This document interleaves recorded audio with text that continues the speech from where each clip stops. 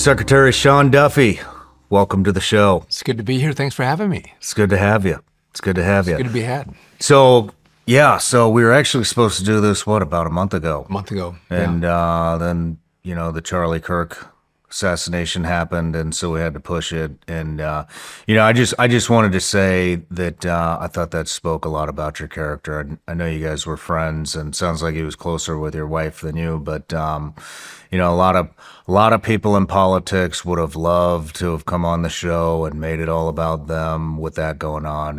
And so to see, to get that message that you just wanted to go and be with the family and be supportive. I mean, that's what this fucking country's all about. It's nice to see that. Well, it happened.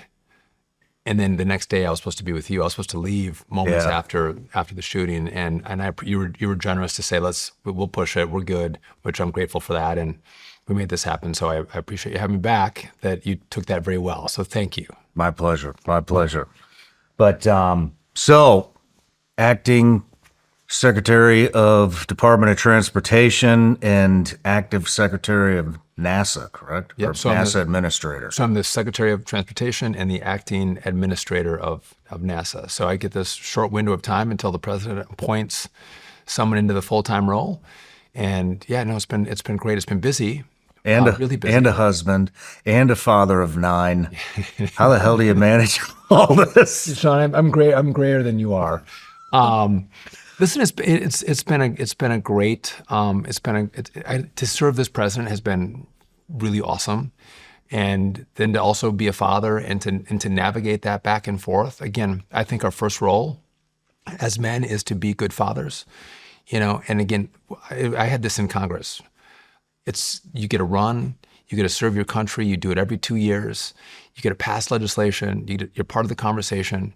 In a different way, I get a huge influence on how America works at DOT. I'm able to set a mission at NASA, all really important stuff. But I always think about at the end of life, as you sit on your deathbed, what do you think about? Do you think about the bill you passed? Do you think about the road you built? Do you think about the mission that you helped send? Our second effort to get to the moon. Do you think about those things on your deathbed? I doubt it. I doubt it. You think about your family and what kind of relationship did I have? How did I raise my kids? Those are the people that you have around you. And so as I do all of this, which I'm so grateful that the president has given me this great honor to serve, and I think this is the most historic administration in American history, if not least since the middle of the 1800s and the Civil War.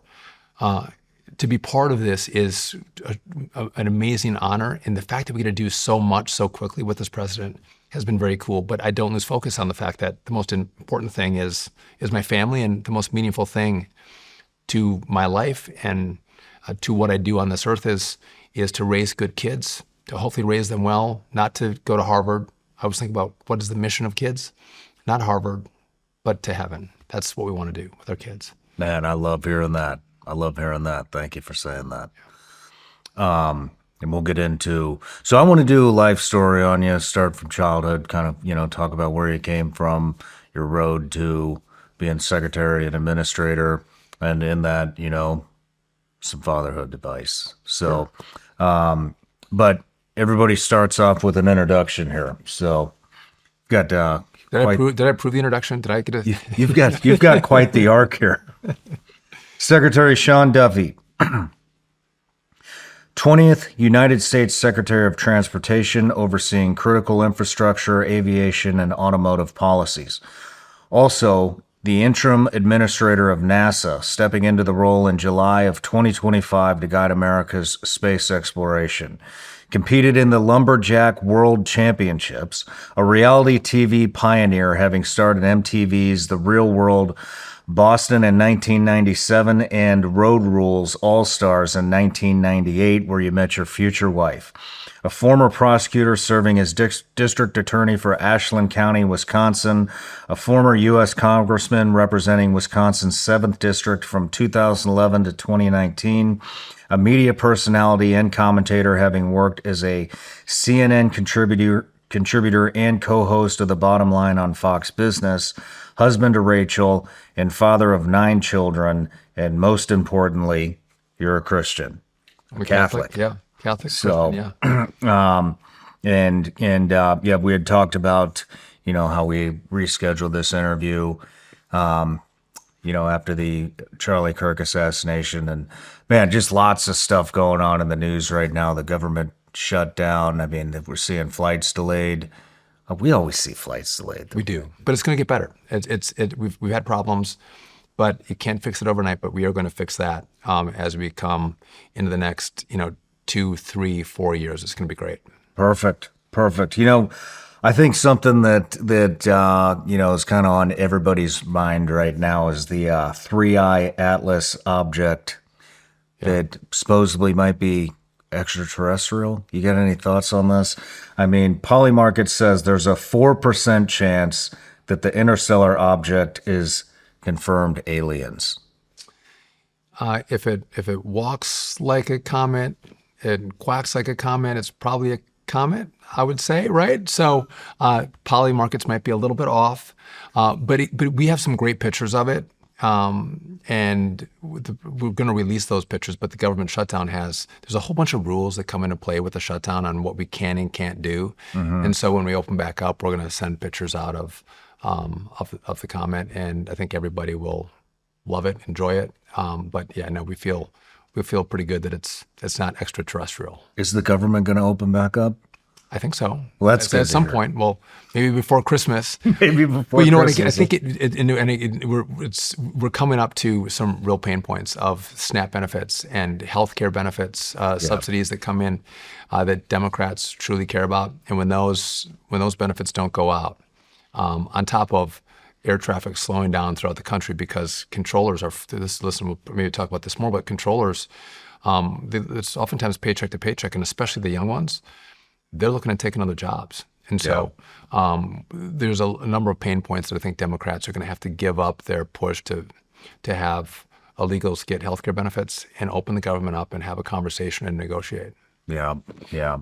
With this object, going back to that real quick, the 3-eye Atlas object, what is the fear? What's the spin going on about this? I think social media can take off, and you can have people come out with credibility and make claims. But what the claims are and what we have seen at NASA don't match up, right? And so I think humans love conspiracy theories, right? By the way, conspiracy theories these days oftentimes come to be true when we're talking about Democrats, right? But this is one that is actually a conspiracy theory. So, yeah, I don't know. I think people get fascinated with extraterrestrial life and what's out there, and this is one of those issues that people have been able to lean into and let their imaginations expand and think it could be something that what we're seeing it is not. It's just a comet. It's a comet. It's gonna pass by, no big deal. Fly just by, like all the other ones. Yeah, but it will have been an exciting time thinking about what it could have been. But it's not, Shawn.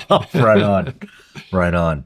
Well, so got a couple of gifts here for you. Okay. So first off, everybody gets these The famous gummies. Vigilance Elite gummy bears made in Michigan. We just had a long talk about Michigan. So yeah, made in Michigan, still legal in all 50 states. I love it. Thank you. RFK made an exception for us, I guess. And then I got something else for you too. So okay, this is a little more sentimental. So when I was giving you the studio tour earlier, you had asked about, who gave me that rosary that's up there. And I told you that's from my friend Dom Razzo. He's a former SEAL Team 6 guy. And so I told you he makes these rosaries, and they call them the Warriors Rosaries for protection. So thought you might like that. That is beautiful. Thank you. You're welcome. And those who aren't Catholic, by the way, the power of the rosary, remarkable. Great protector. Can I give you a gift? Absolutely. Right, so let me give you a little history. So I'm from northern Wisconsin, and at the turn of the last century, end of the 1800s, America is moving westward, right? Major expansion throughout the country. and they needed wood to build the country. And all the wood came from northern Michigan. And as they moved westward, it was northern Wisconsin with these massive white pine stands of timber. And these lumberjacks would come through first with axes, and then they had revolutions to saws that made them be able to cut faster. And so what they would do is they would cut all winter long, and they cut in the winter because one, it's pretty rough to cut in the summer and mosquitoes, but they would cut all winter long, and they didn't have tractors and trucks. They would have to use ice roads to haul all these logs to the river's edge. They would stockpile all the logs on the river's edge all winter long. The spring would come, and they would dam up the river, and they would dump all the logs in the river, and they would float them because they didn't have roads. They would float them down to a sawmill town, and they would saw them up and then distribute it out across the country so we could build America, right? And so in northern Wisconsin, we had in my small town where I was born and raised, we had a couple of years where we produced the most board feet of lumber in the whole country. So our communities up there were built around logging, and these people that would come in and log and cut all winter long.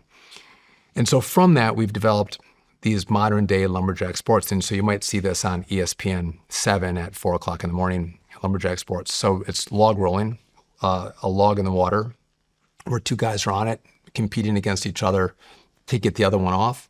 Only rule is you can't cross the center line.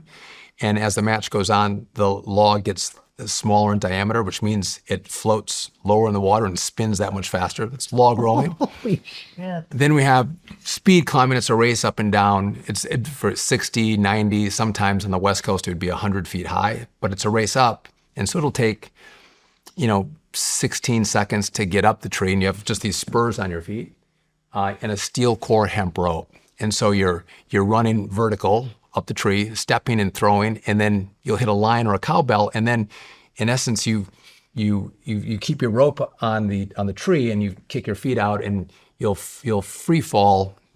If you're not great, you can free fall 10 feet, but if you're good, you can free fall 20, 25 feet at a time. So you'll hit the tree with a spur 3, maybe 4 times coming down, which is this is the bull riding of the rodeo. And then we have chopping and sawing. In these modern day sports, you might think of a lumberjack as a big, fat, burly, suspender-wearing guy. The guys that compete now, they're the most amazing athletes. No kidding. They're just I've seen these. rock solid, awesome. So I could give you a pair of log rolling cleats. I could give you a steel core hemp rope. I could give you a saw, but I thought to give Shawn Ryan the great gift of lumberjack sports, which, by the way, the Lumberjack World Championships are in this small town in northern Wisconsin every summer. So World Championships, it's U.S., Canada, Australia, and New Zealand. So I'm not going to play you a song because I don't have any music talent, but we're coming to Nashville, and I had my buddy bring us one of our axes from northern Wisconsin. And I thought no better way to carry it than in a guitar case. So this is a 6.5 pound razor sharp Australian speed axe.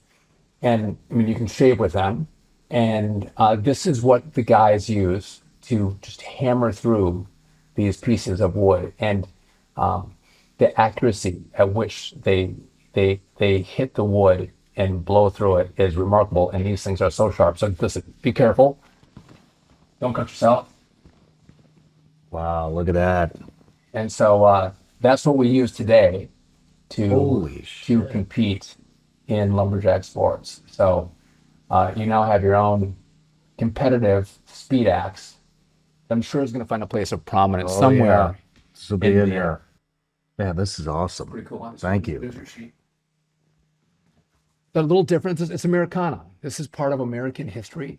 Very cool. That is that I think is very cool. You really want to slide it a little bit. Put it down there. Yeah. Thank you. You're welcome. This is awesome. I love it. You can go you can go back. If you use it, it'll dull up. You have to stone it. So there you go. Thank you. That's awesome. Maybe we bring the show. You can come to northern Wisconsin. We'll take you out on the lake. Maybe come see a Lumberjack World Championships. Hell yes, I would love that. Yeah, good guys. So is that what you competed in? So I grew up competing in these sports. I grew up in small town America. Again, this is late 70s through the 80s, where it was a different era. So all summer long, I would ride my bike from my house to what's called Lumberjack Bowl, where like you might take diving lessons or what lessons people might go play soccer. We would go log roll all summer long. And so I'd ride my bike to Lumberjack Bowl, and I'd have a couple lessons, on a Thursday and a Tuesday and a Thursday, or a Monday and a Wednesday. But I would spend 4 days there. We'd get there 9 in the morning, we'd stay until 2 in the afternoon, and we'd just hang out with our friends, and we'd log roll all day long. So that was my summer. And from there was these exhibitions that would travel around the country, and sometimes the world. But when I was young, I would do these exhibitions for lumberjack sports. And it was usually in Wisconsin and Illinois, and I would stay close to home when I was 16 years old. But we would travel around and show these skills of the old time lumberjack. And so I did that. Then I competed. I put myself through undergrad and law school by doing these sports. So it's a pretty cool part of America. Yeah, I'll say, man, I don't know any lumberjacks. You do now. I do now. I was doing. So is this like what all the kids up there want to do? A lot of them do, yeah. That's awesome. Not all of them, but we have little pockets around the country. So you'll see in Idaho there's a pocket. In Nova Scotia, Canada, there's a pocket of log rollers. And speed climbers, we get a lot of them from the West Coast because now the bigger trees are on the West Coast, and the spotted owl affected their ability to log on the West Coast, but we still have a lot of guys who learned, how to climb, and then they chop so I grew up doing this. Was this ever a career for you? Or is this not strictly a career. sports? It was sport, and I also could make money at it. So I'd do the competitions, but then I'd also do these exhibitions where I'd travel and get paid to be on the road, driving these. We'd drive these big trucks that had these. We'd take probably 45-foot trees with us on these extended trailers, and we'd get there, and we'd have the pole company come and put the trees in. So we'd climb, we'd build a tank and log roll, and then the flatbed trailer would be the stage for the chopping and the sawing. And so and it's like a 45-minute road show that we would do, and we do 3 shows a day, which, by the way, you get in really good shape. I mean, you're cranking it when you're on the road. So I was young and buff and tough, and I loved it. And I saw a lot of the country by doing the shows. But recently. My wife works for Fox and Friends, and so Fox and Friends was going to do a segment out of the Lumberjack World Championships for the weekend show. And so I brought in these young, speed climbers. They come in there, and I just turned 50. And I'm like, yeah, bring them in, and I'm going to be bring them in. I'm going to be part of the exhibition, and all 3 of us are going to climb for the show. And I'm like, yeah, I'm a little older and fatter than I used to be. They're going to beat me up, but I still have my down. Like, I came down fast. And to which we climb up, and they beat me, and I do a bail and try to come down fast like I did when I was 28 years old. And when you come down, so you have your hands are around the tree. And by the way, your hands get so hot. You have to get heat-resistant material on the back of your glove. Otherwise, you'll burn the back of your hands because your hands are around the rope, but your hands are on the tree coming down. So I'm swinging to the side. My arms up in the air. I hit the pad, which I've done a million times. This time I hit the ground. I'm like, oh my God, son of a bitch. I could barely talk. I flipped and broke my shoulder. Damn. So lesson of the story is Welcome to 50. Don't do what you did when you're 28. Son of a gun. Yeah. So anyway, I grew up doing this when I applied for the real world. I did lumberjack videos. I was doing lumberjack sports. I'd flown to California, and I was so back in the day, like I would turn the camera on. Like there's no editing. I'd turn the camera on, and I'm like, all right, I'm in Minneapolis, leaving law school, and I'm going to L.A. And then I'm like, I'm in L.A. This is a dirty, shitty city. And then I went up to the competition that we had. Still is, by the way. It still is. It's probably dirtier and more violent than it was back then. And then I did this, I showed them speed climbing and log rolling, and I sent it in, and this was my pathway into reality TV, was Lumberjack Sports. Wow. My pathway to law school, my pathway to see the country. So it's like, I love it. It's this part of America, this America history that I think is so cool. And again, the sports are so, the speed at which people can go through a piece of wood, or they can climb up and down a tree, or I think the coolest is truly log rolling. I mean, the log is flush with the water, and two big guys are standing on it, and they're going to town. I think most people are like, how in the hell can you stand on the log, if no one was on it, let alone with someone else on it? And the skill is immense. A lot of people start when they're young, and the hand-eye coordination, the balance. So anyway, that's I mean, my Lumberjack sports. were your parents into this? Were your siblings into this? So my older siblings were started, and they would bring us down. But my older brother was very much into it. So we'd go down together. We'd ride our bikes down together. And so he's 3 years older than I am, and he focused on log rolling. He was a 5-time. He won the title that many times in log rolling. He was very good.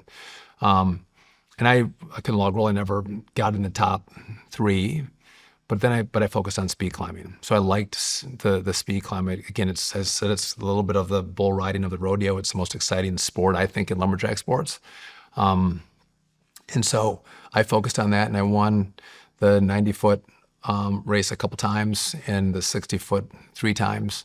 So yeah, it was a great part of my life. I still go back and watch the competitions now. It's a really cool part of my life, but also of, I think, American history. Now, do any of your kids, are they involved in any of this? So the older ones You did. have 9 kids? I have 9 kids. 9 kids. The older ones log rolled a little bit, but once I moved out of Hayward, where again we have the facility, I tried to get them in, but the further I moved away, the harder it was to do. So the little ones do not. You mean there's not a lot of lumberjack schools in D.C.? There's not, no. But can I tell you what happens? So so actually I stand corrected. So we had this innovative couple that developed, instead of a log, like we're using Western red cedar for these log rolling logs, and they're very buoyant. They'll float high, and so you can get 2 people on them, and it just doesn't sink to the bottom of the pond or the river. They developed a not Kevlar, but a composite material to make a fake log that behaves like a log, and it's light, but you fill it up with water.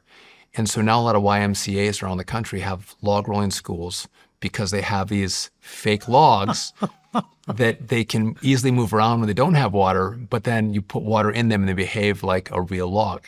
So yeah, so we have YMCAs throughout the country that actually are doing this, which is pretty neat. That's awesome. Yeah. Yeah. Right on. Right on. So A little different. What else were you into growing up? Other than being, what age did you start lumberjacking? So I started log rolling when I was probably 6 years old. I started speed climbing when I was 14. I started to learn how to do it when I was 14, 15, 16. Yeah, so that was like the middle teen years. But at least I grew up in small town America. I had 10 brothers and sisters. I was the 10th of 11. We have a big hockey family, so I grew up playing hockey. All my older brothers played hockey. My uncle he's in the Hockey Hall of Fame. He was on the 1952 or 1954 Olympic hockey team, so hockey was a big part of our lives. So yeah, I played hockey, and that was hockey and lumberjack sports was about it. I played little league baseball. We didn't have soccer back then in small town America. It's not what it is today. We had and we didn't play football. We didn't start football until your freshman year in high school. I know they start much younger now, but I broke my leg before my freshman year, so that put me out for my freshman year, and I just didn't pick it up my sophomore year. You were the 10th out of 11 kids. Yeah.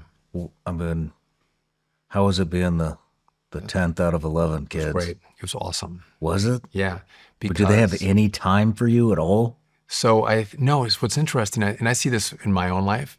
So your parents, when you're new parents, I think you make mistakes, right? You've never done it before. You don't know how to do it. There was probably there was a time when we had these extended families, and your parents would help you figure out how to raise your kids, and we were kind of clannish as people. And now, because we all live in different parts of the country, we're figuring out how to parent on our own, right? We're new to it. And so I think my parents they were stricter, probably made more mistakes with the older kids. By the time they got to me, they were pretty chill, right? They're pretty great. I did shit that I think my older siblings had done, they would have been like in big trouble. But so I had better parents. They had more money. And now they were, again, I think they were a little bit tiring of parenthood too. So maybe they're a little more relaxed as well. But I think they were better parents for me when I came through versus when the first ones came through. They were older, more mature, more just, yeah, they're more chill parents. Makes sense. And I think and I see this with my own kids, we get better. We make mistakes and we improve. We get do-overs. With every child that you have, you get to do it differently. So I was pretty intense with the first ones. Mm-hmm. And I'm a lot more chill with the ones that are in the house right now. But it's interesting, this happened with my older siblings, and it'll happen with my own kids. My kids will come, I'm like, what the hell? Like you gotta take charge. They can't do that. You can't let them do that. And I'll be like, yeah, it's fine. But they notice the difference in the way we parent today versus the way we parented them. And my older siblings would see the same thing with us. They'd be like, you guys let them get away with murder. But I do think it's nice to come at the end of the lineup with big families. Right on.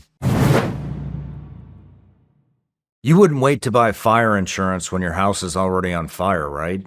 So why wait to help protect your money? I'm sure you're aware, but things are looking pretty dicey out there. With the economy, global tensions, domestic tensions, AI, you name it. Are you surprised that gold just hit another record high and the price of silver is surging? This is why I've partnered with the award-winning company Goldco. They can help you safeguard your savings with precious metals, and they make the process incredibly easy. So if you're ready to help protect everything you've worked hard for, go to ShawnLikesGold.com. You'll get Goldco's free 2025 gold and silver kit, and you could qualify for up to 10% in free bonus silver. It's seriously the best offer out there, hands down. Visit ShawnLikesGold.com. One more time, that's ShawnLikesGold.com. Performance may vary. You should always consult with your financial and tax professionals. So here's a question for you. I mean, having 9 kids, I mean, how do you, but you said that the ages are 26 to 6? 26 to 6, yeah. So about a 2-year spread in between? But yeah. How do you divvy up time for 9 kids and a wife? That's a great question. I think even from being in my own family, time is precious, and it's hard to give time to everybody. And time can be an issue. And many times, instead of individual time, you're having some more group time. And I think all kids yearn for more time from their parents. And so you could argue that's a drawback to a big family.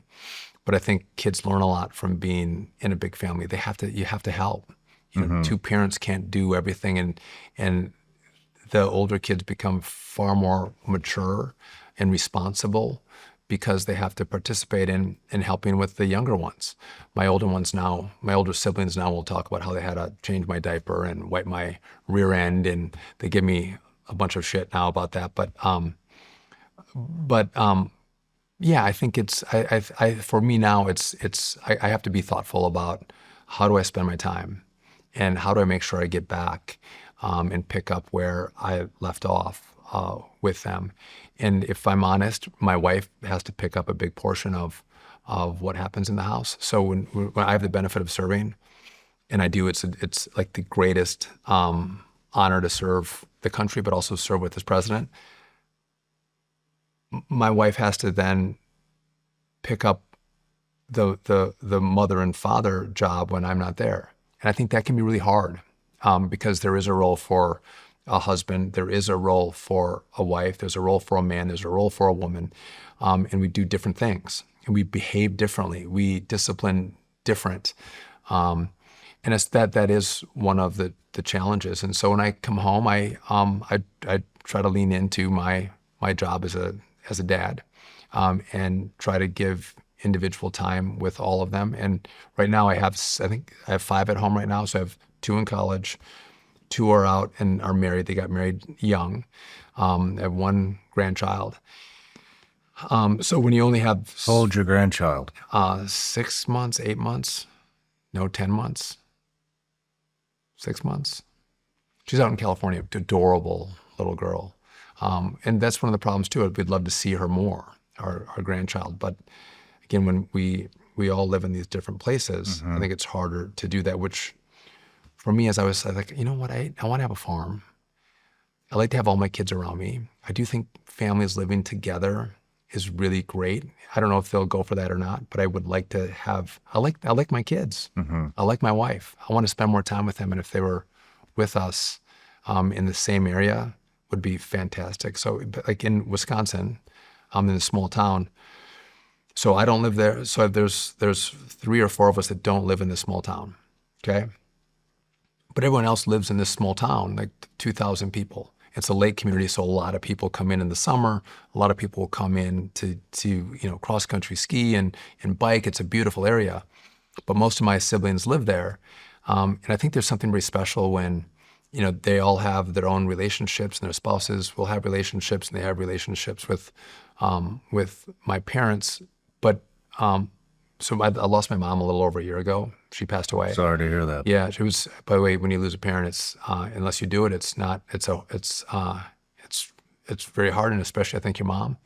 But what was cool she fell. She was in church and she fell and she broke her hip in late December, and she went up to Duluth, and she was in the hospital up there for a number of months. And then she came home for a number of months. And then she went to extended care for a number of months. But if she was 89, and when you break, your hip or your upper thigh, at that age, it's really hard to recover from that. But with a big family and everyone living in this area, my dad's 91. He's going to be 92. Active. He runs. He bikes. He is the most active 91-year-old, sharp, awesome, specimen. Hopefully I get his genes. But everybody would rotate time with my dad, with my mom. So there was someone with her every single day, and not just my father, but one of the kids was coming up. And if you look at end of life and what she had when she passed away, she had all of these people around her through all of the time she spent in the hospital, which was about 6-7 months.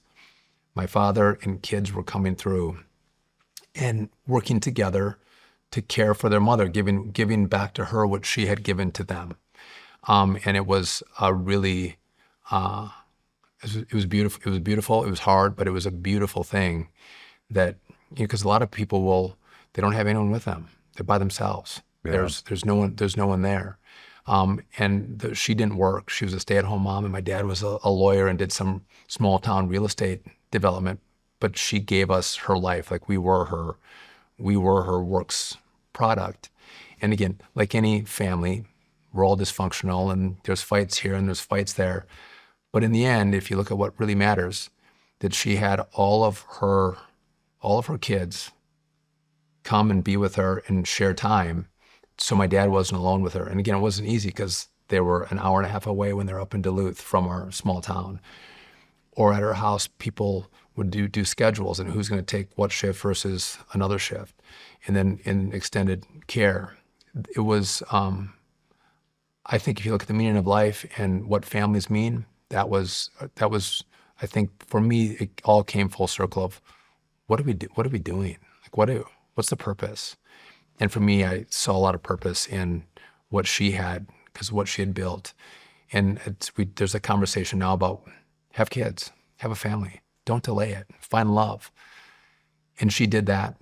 and had all these kids, and it's not always easy, but in the end, she had the most beautiful experience as she passed with not being alone, having people all around her all the time. Man, that is really cool to hear. Thank you for sharing that. And again, I'm sorry to hear about your mom. Wow. What a way to go. Yeah. You don't hear that very often. You don't, and you know what, I know a number of doctors who deal with people at end of life. And I know a lot of people who give hospice care for end of life. It makes you think about what the purpose of life, but if you have faith and you have a family around you, they will talk about the peace that, as someone's going through the dying process, the peace of the person with faith and the person with family, as opposed to the person who's missing one of those components. Usually faith is very calming, but also then family will add to it. And there's a distinct difference because you know where you're going and you know what you've built as you leave this earth, and that gives people peace. And I think listening to what people say who deal with death a lot should inform us on how we should live our lives. What is the true meaning? And I do think it's faith in families. And I think the message today, Shawn, is so interesting that we're telling young girls, get a job, advance your career. Your career is the most important thing that you have in your life. And I think it's a false promise, man. I think it's a false promise. I don't think it doesn't give you happiness. It'll give you money, right? It'll give you colleagues. It might give you personal gratification, but who do you have a cup of coffee with on a Saturday morning? Who do you get to watch a sunset with? Who do you get to share a day on the lake with? Or a rainy day where you sit in your house, who do you share that with? You don't share it with your colleagues. It might be fun when you're 34 years old and you don't have to deal with 4 kids crying at home and changing diapers and taking someone to soccer practice. That might seem fun, but in the end, those colleagues, that corporation, they're not going to be with you at the end. They're not going to go on vacation with you. They're not going to have a cup of coffee with you on Sunday morning. It is the people that you put around you, which is your family. I think that is the most important. And I think starting young is important. Have kids. And again, it's not easy, right? It's hard, but hard. And you know this more than anybody. I started way late. But hard things bring you joy, right? Joy doesn't come from the easy layup. Doing hard shit makes you the joy that comes from that, I think, is remarkable. So I'm a firm believer in find love, pursue love, get married, have kids. You're gonna be more productive. You'll make more money. You'll be happier. And I think a lot of young men now, the guys that watch your show, there's just been this revolution of what's happened with young men. The manosphere has been really fascinating to see, of leaning into what does it mean to be a strong male, and that these young men are going back to church at a higher rate than girls now. It is wild, isn't it? Really cool.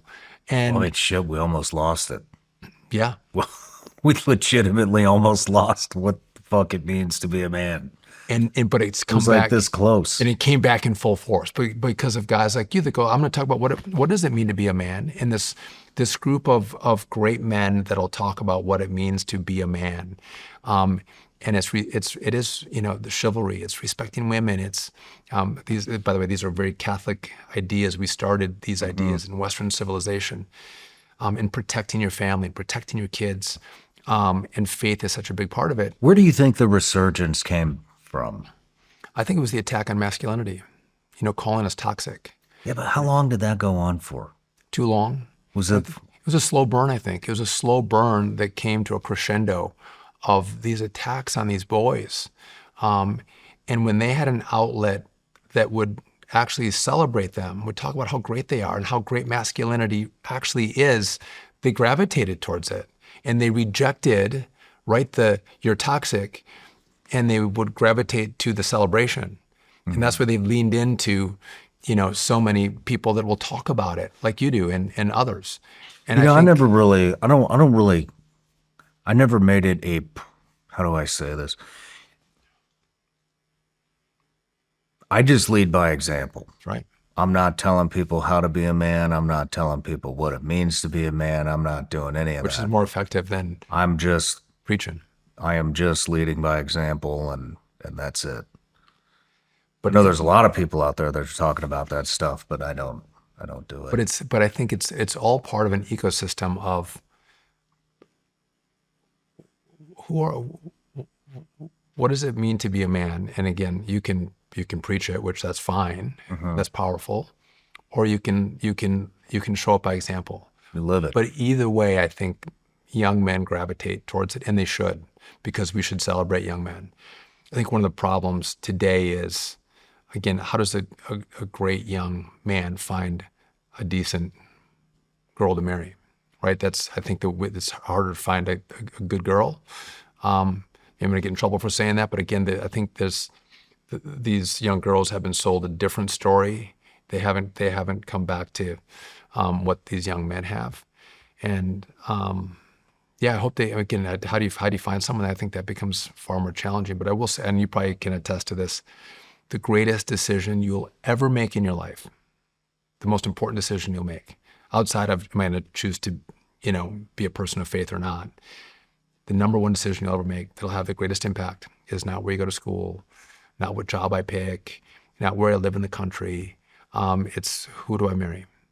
Who you marry is the greatest decision. And by the way, it's oftentimes a crapshoot, right? We all put our best foot forward as we're dating and we're trying to, go through that process.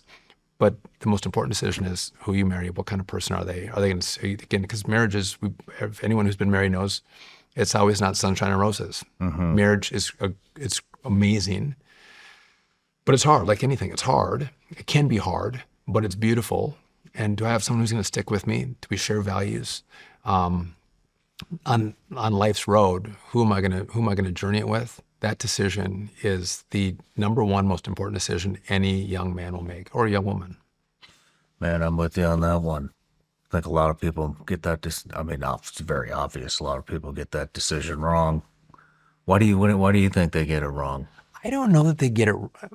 I think when things can get hard, there's a perception that it's always, again, sunshine and roses, and it's actually not. It can be. I mean, you got to disagree.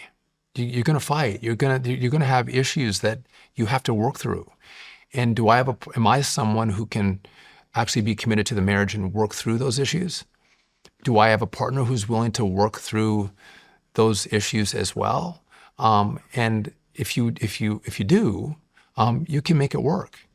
But if you hit the release valve and get out, you're probably going to find the same situation in the next marriage that you have. Are you willing to stick it out? Because again, it's the most, my life doesn't exist without my wife. I wouldn't be here without her. I wouldn't have all the greatest things in my life without her. But do we have disagreement? Yeah, we have disagreement. But in the end, and we fight. But in the end, we're not leaving each other. We made a commitment to each other. We are sticking together. And no matter what fight we have, there's never a conversation about the release valve. Like this is like we got to work through it, but we are in this together. And I think if people think about it maybe differently, again, we take away the roses and talk about the beauty of marriage and the disagreement and the agreement and the joy and the fights, and make it more realistic, and that you have to fight for your marriage, I think we might have better results. I think maybe it's you can too easily take the easy path. Yeah. And by the way, you might have abuse too. Like, there's also situations where you probably got to get out of, but many of them are not that. Yeah, that's a damn good point. I think a lot of people enter into relationships for strictly superficial reasons also, which, that never winds up turning out good. Doesn't. But how did you meet your wife? I know how you guys met, yeah. but So I did reality TV, as you mentioned. yeah, that was that was like the beginning of reality TV, right? Yeah. So I was the 6th season of the Real World. So this is on MTV. Some people might know this, some people might not, because MTV has gone down the drain. But they'd pick 7 people from all different walks of life, all different viewpoints, all different experiences, and they'd put them in a house and make them live together. And they would just film them for every moment of every day for about 6 months, and then they would edit that down to about 22 half-hour episodes, and it was wildly popular. And I was on the 6th season of that. My wife was on the 3rd season.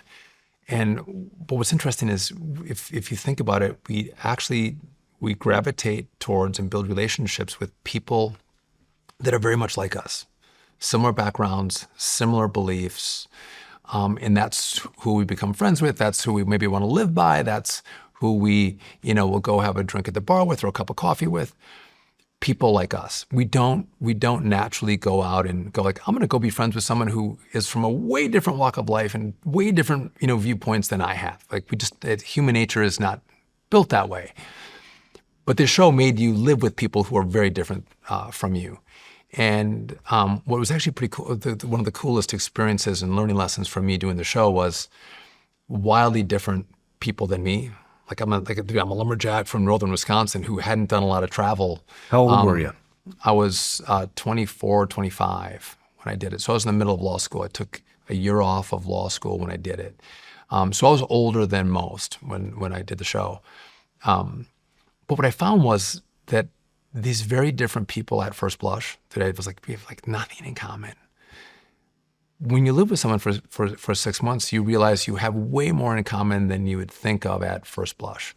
And it's been pretty instructive for me, even in politics. You can find common ground with people. You really can. Even at first blush, you'll be like, we can't work together because you're crazy, man. You're like, but the truth is, you actually can. And you share a lot more in common than you might think. I mean, I worked with Maxine Waters she's a Democrat on the Financial Services Committee. She's pretty far left. Mm-hmm. We found a way to work together on a number of different pieces of legislation. I always treated her with respect. We would argue on her ideas, and she would argue on my ideas, but I never attacked her personally. I don't think this has to be personal.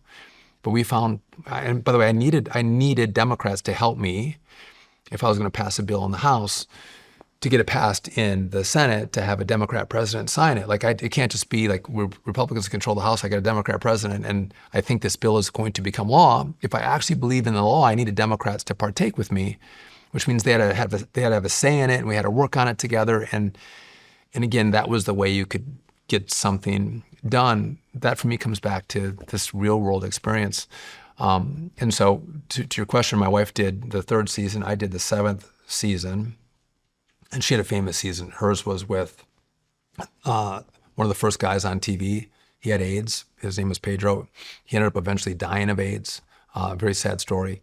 There was a guy named Puck on their show, bike messenger, snot rocket, funny, witty, a little crazy guy on their show. So they had a really unique show that she did. Again, I came a couple years after that. I took I took a semester off of law school to go do this show. And then at the end of the show, they were like, hey, we're going to do this special where Real World, which is the 7 people who live in the house, are going to do a special on what we call road rules, which was 5 people. They started off by putting them in an RV, and they would do different missions around the country, and they do different missions around the world. They said, hey, we're going to have one from each of these casts come and do road rules. And they picked me from my cast. They picked Rachel from her cast. And I met her at a train station. Everyone was coming in. I was the 5th one of the cast. She was on the train with other cast members. They came off. Actually, I went on, and basically Rachel handed me her bag. I've been carrying it ever since with her. So I met her. So I have my meeting with my wife on TV, and then I was trying to pursue her on the show. And she had a boyfriend at the time. She was a little bit successful, but not really. And we hung out a little bit after it was a 3-week show. We hung out a little bit after, and then she was like, not gonna have any of it, right? She was not. No kidding. She was not in. She was like, listen, she was living in LA. She was like living this LA life. She had a really horrific car crash before we met. Everyone died but her. So she had this unique experience that she was coming into, and she's like, you're not, at this age, you're kind of like, is this someone that's right for me or not right for me? I guess I fell into the not right for me category. And so I spent a little time in LA, and I had to go back to Minnesota for law school. And she had a speech in Milwaukee, and that's when Northwest was flying, and their hub was Minneapolis. So she did the speech in Milwaukee, and she was flying through Minneapolis where I was going to law school, and she had a layover. She's like, well, let's be friends. Want to come pick me up? Let's go hang out. So I went and picked her up, and I brought her to this famous little dirty diner in St. Paul, Minnesota, called the Uptowner, not far from where I live. We had breakfast. We drank coffee. We ended up hanging out for like 2.5 hours. And at the end of the conversation, I shit you not, I'm in the conversation. This girl I had met on the show for 3 weeks. We hung out a little bit after. She ditched me. She comes to see me in Minnesota, and I'm back in school. And I'm like, whatever. But yeah, we'll go up. 2.5 hours in, drinking coffee, after breakfast. She looks at me and says, I love you. No way. What? I'm going to marry you. Holy I shit you not. And I'm like, serious? whoa. Like, as a guy, you're like, whoa. She says she's going to marry me. So we started dating. And Hold on. What did you say to that? I was like, you're flipping crazy town. Like, what are you talking about? Right? And for her, it's interesting to ask, now that we've been married for like 25 years, she's like, I just thought this is what lovers do. Lovers can sit and have a cup of coffee like for 2.5 hours and like have this really easy conversation. And I think you have good values. It was important that I was Catholic. She's like, you're Catholic, you're nice, you're handsome, I'm gonna marry you. And so, yeah, dude, that was wild. It took me a little while to wrap my head around that. But that's how bold she is. That she was very bold. And like a year and a half later, we were married. Right on. Yeah, right on. Wow. So I'd like to take credit for that, but she was, by the way, and obviously I'd been pursuing her, but I got dissed in the process. But yeah. Damn. I was telling you before the show, so we're the first reality TV couple, and we are the most fertile of any reality TV couple with 9 kids. But can I tell you what's interesting too, Shawn, is You're literally the first reality couple to marry? Yeah. Wow. No shit. Well, because we're at the start of reality TV, right? Yeah. We're the first ones to get married and the first ones to, like, again, the only ones to have all these kids. Do you guys watch reality TV together now? She does more than I do. Like, What do you guys watch? She loves The Housewives, right? She'll watch The Housewives. So I got stuck watching The Housewives for a while because she has it on all the time. You guys aren't watching Love is Blind, are you? I think this sounds familiar. She might watch that too. Oh, shit. Here we go. Yeah. What? Have you not heard of this shit? Yes, but don't. My wife's obsessed. Yeah. She's obsessed with this. So they pick all these people, right? I don't know, 10 guys, 10 girls, something like this. And they do like this blind dating where they go in these rooms. So it'd be like if we put a curtain across this room, females over here, males over here. They talk to each other through the curtain, but they don't, you know what I mean? You can't see them. And then you have to, so you go through and you date all these people, and then you have to get engaged without seeing the person. Would you have done this? Hell no. Hell no. That's not my jam. I want to see them. Well, then they get engaged, and then after they get engaged, then they meet. They get to see him, and then they. It's dumb. And then it's fucking awesome. No. This is like it's a train wreck. Do you watch This is it what as I well? love about reality. Come on. I'm ashamed to say it. Yes, I've seen almost all of them. So, I mean, I can't watch mainstream media anymore. Right. But So Love is Blind. so we watch Love is Blind. So then they dump all these, then there's the pool party where they dump everybody into the fucking pool party. Of course, there's plenty of booze. And then they all meet the people, you know what I mean? I remember talking to you Oh, and then they start getting jealous, and the affairs start to have. It's fucking amazing. And do people get married out of this? Do they, Oh yeah, they will. yeah.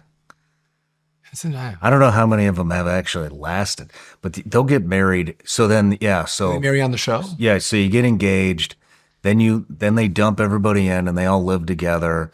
Then the person that you get engaged with, you go to their house and meet their family, and you live together in an apartment, and then at the end, they get married. So I watched a few of the. What's the one with the rose ceremonies?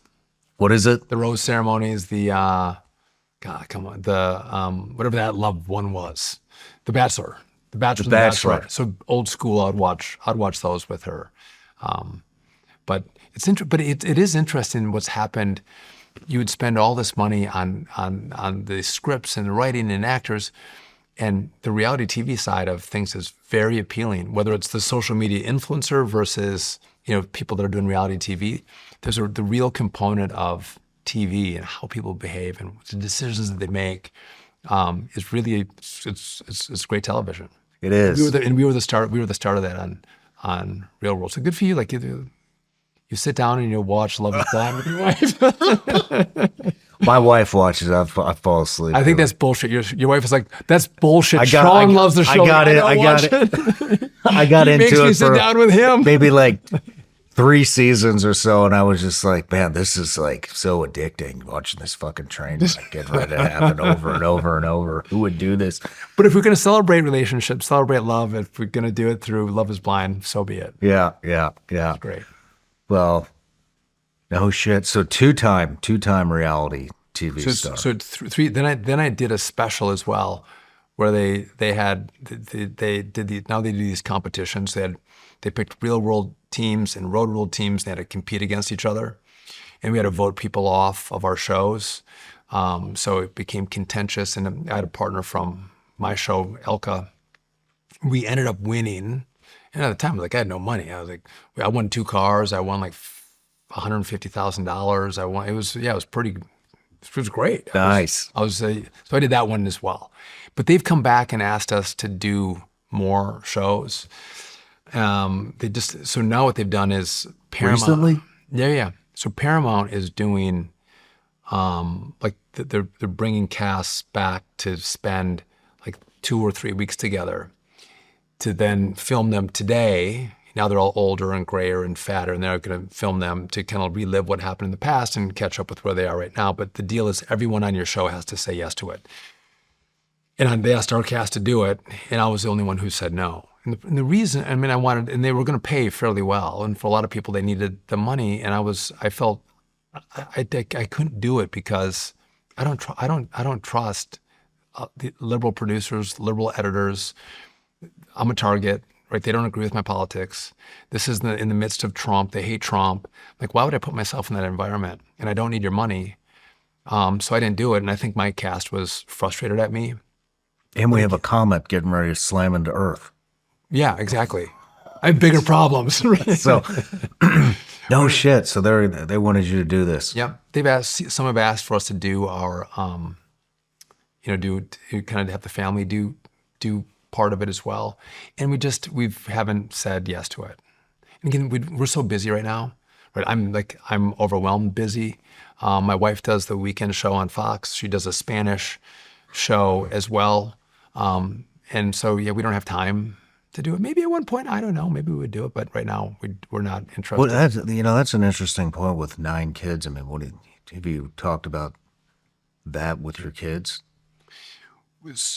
So the conversation goes like this. They want us to do a reality TV show. Someone's going to be like, are you interested in the conversation? And Rachel, my wife, says, no. And I say, how much? And how much? And we don't get beyond her no. So we do. But I think the kids would be interested in it. I think they would think it would be fun. By the way, the problem is you get older kids and they go back and watch the episodes and they'll. Oh man, if you do this stuff, just know that it'll come back to haunt you. Your kids will watch what you did when you were their age, And they'll tell me Maya's season was boring, Rachel's was great, and they'll bring back different scenes and things she said and throw them at her, which will really piss her off. I'll bet. But yes, so I don't know that they're really into doing it. But they thought it was neat that we kind of went through this process, and it seems like the country has moved. By the way, it was very innocent back then too. Like it's gotten really debaucherous. The greater the debauchery today, the greater the ratings. It was pretty innocent back then, and you're having conversations that someone in the '90s was having about their careers and their love life, and it was far more natural, and it's kind of grown into something different that I think would be harder to do as a young adult, and I think more. It's like controlled chaos now. It's control. Yeah. Yes. 100%. We have an idea of which direction it's going to go. 100%. So, yeah. So I don't know that I'd recommend that they do it. Yeah. So, but so the kid that has come up with the kids, and the older ones, like I have one son who's like, hell no, you should not. No. And I got another one that's like, well, that'd be kind of fun and we could do it and be great. And we're a big family and we have a lot of fun together. But no, the boss says we're not going to do it, so we're not going to do it. But I think it's when we talk about our kids. We talked about getting it right, making mistakes, and then figuring out how you do things differently. So my first one went to the University of Chicago. I raised a great little Catholic smart girl, went to U Chicago, great school, and it was right at the start of COVID. And she had made a comment about communism has killed more people than COVID will, or she had made some analogy because we're dealing with some of the leftist stuff in the country, and people lost their minds. Like she had death threats, and the school, instead of reaching out to her, they had gone to the people who feel threatened by her comments and had a conversation with them. But she turned out to be a great little conservative. My son went to University of Madison, turned out to be a great Catholic young man. He went during COVID, and he's like, frick, did a year, and he's like, I'm out of here. I'm going to go try to make movies in California, which he's done, and he's been successful. But from that, we've kind of said, you know what? And this, you have two little kids. Like you put your heart and your soul into your kids, and you try to raise them really well and make them upstanding little people. And you try to give them the faith and give them the value. And then you send them to college, and you see these kids that come from these great families, and they come back from college, and it's like, what the hell happened to that kid? They're woke and radicalized, and like they're saying all this crazy shit. And so as we've seen that, we're like, you know what? We're not going to do that.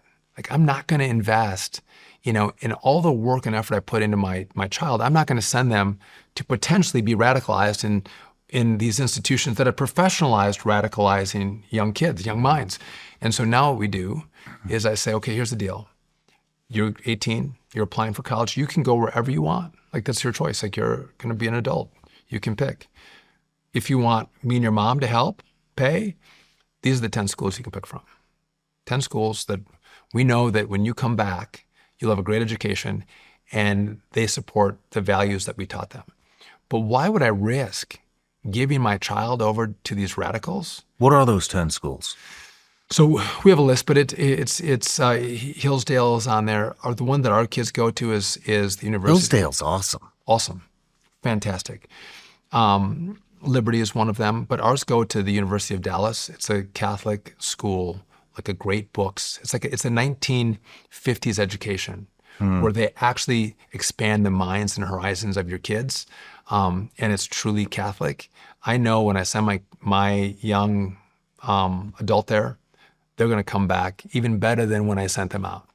And so I have two there right now. One's a senior, one's a freshman. Maybe to a lesser extent, Notre Dame, but Notre Dame has some problems. But we put a list together for them and we let them pick. But to go to the University of Wisconsin, say Madison, I'm like, I'm not going to do that. And again, it's fun. Like these kids want to go to, it's a Club Med. It's, they got beautiful gyms and swimming pools, and, the football games are amazing. It's a really great experience. But what the hell am I sending them to college for? Like that's not the purpose. Is to have a great time, and the great sorority or fraternity is to get an education and to support the values that we've instilled in them. And so we've just been like, we're not going to do it anymore. Like, and I think more parents have to make better decisions about who they're willing to turn their the young mind that they help. I mean, again, you know this. It takes put a lot of love and effort into it. Mm-hmm. Not going to risk it anymore with the Did crazy. you, did you guys homeschool at all? No. No. We just thought it's pretty wild. 9 kids was hard, but I know a lot of people with big families do it. We did not, but we've sent ours to Catholic schools. And by the way, sometimes Catholic schools are just public school light. We moved to New Jersey 3 years ago because Rachel does the show in New York City. We found the most amazing Catholic school in New Jersey, in Boonton, New Jersey. It is awesome. And so when I got this job, I was going to move the family to DC. And Rachel could go back and forth on the weekends and we'd all be there together. We didn't do that because I don't think I could match the school that the kids are in New Jersey. And so because of the school, they stayed. And that's a decision that Rachel and I made. And then I'm the one that goes back and forth as opposed to just her on the weekend. But it was, and I mean, it's an evolving conversation, but again, making sure that we have kids that go even in the K through 12 school where they get the value that we teach them at home. I think a lot of parents at the dinner table, which by the way, dinner is I think important. We have dinner as much as possible. They love to sit down for dinner and have a conversation and put phones away. But you don't have to rewire them. They don't come home at dinner and tell you the crazy shit they learned at school and you have to rewire them, reprogram them. No, it's like they had instruction that fits with what we teach them.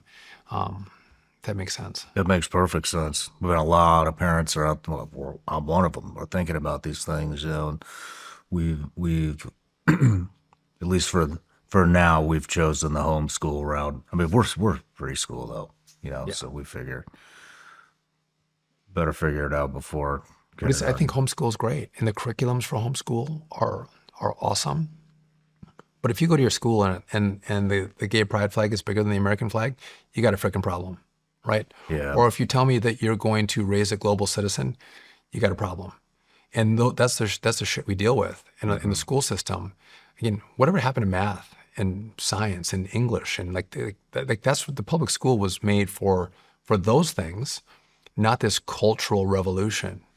And the cultural revolution is alive and well in most of these schools. And I'm like, you should have none of it. You know, that's why I hope that we're successful in this administration. We should have the dollars that attach to the kid, not the dollars attached to the school. Mm-hmm. And if we do that, I think competition and parents would make way different choices with where they send their kids. Because again, the pathway to success is a great education and having great values as a human being.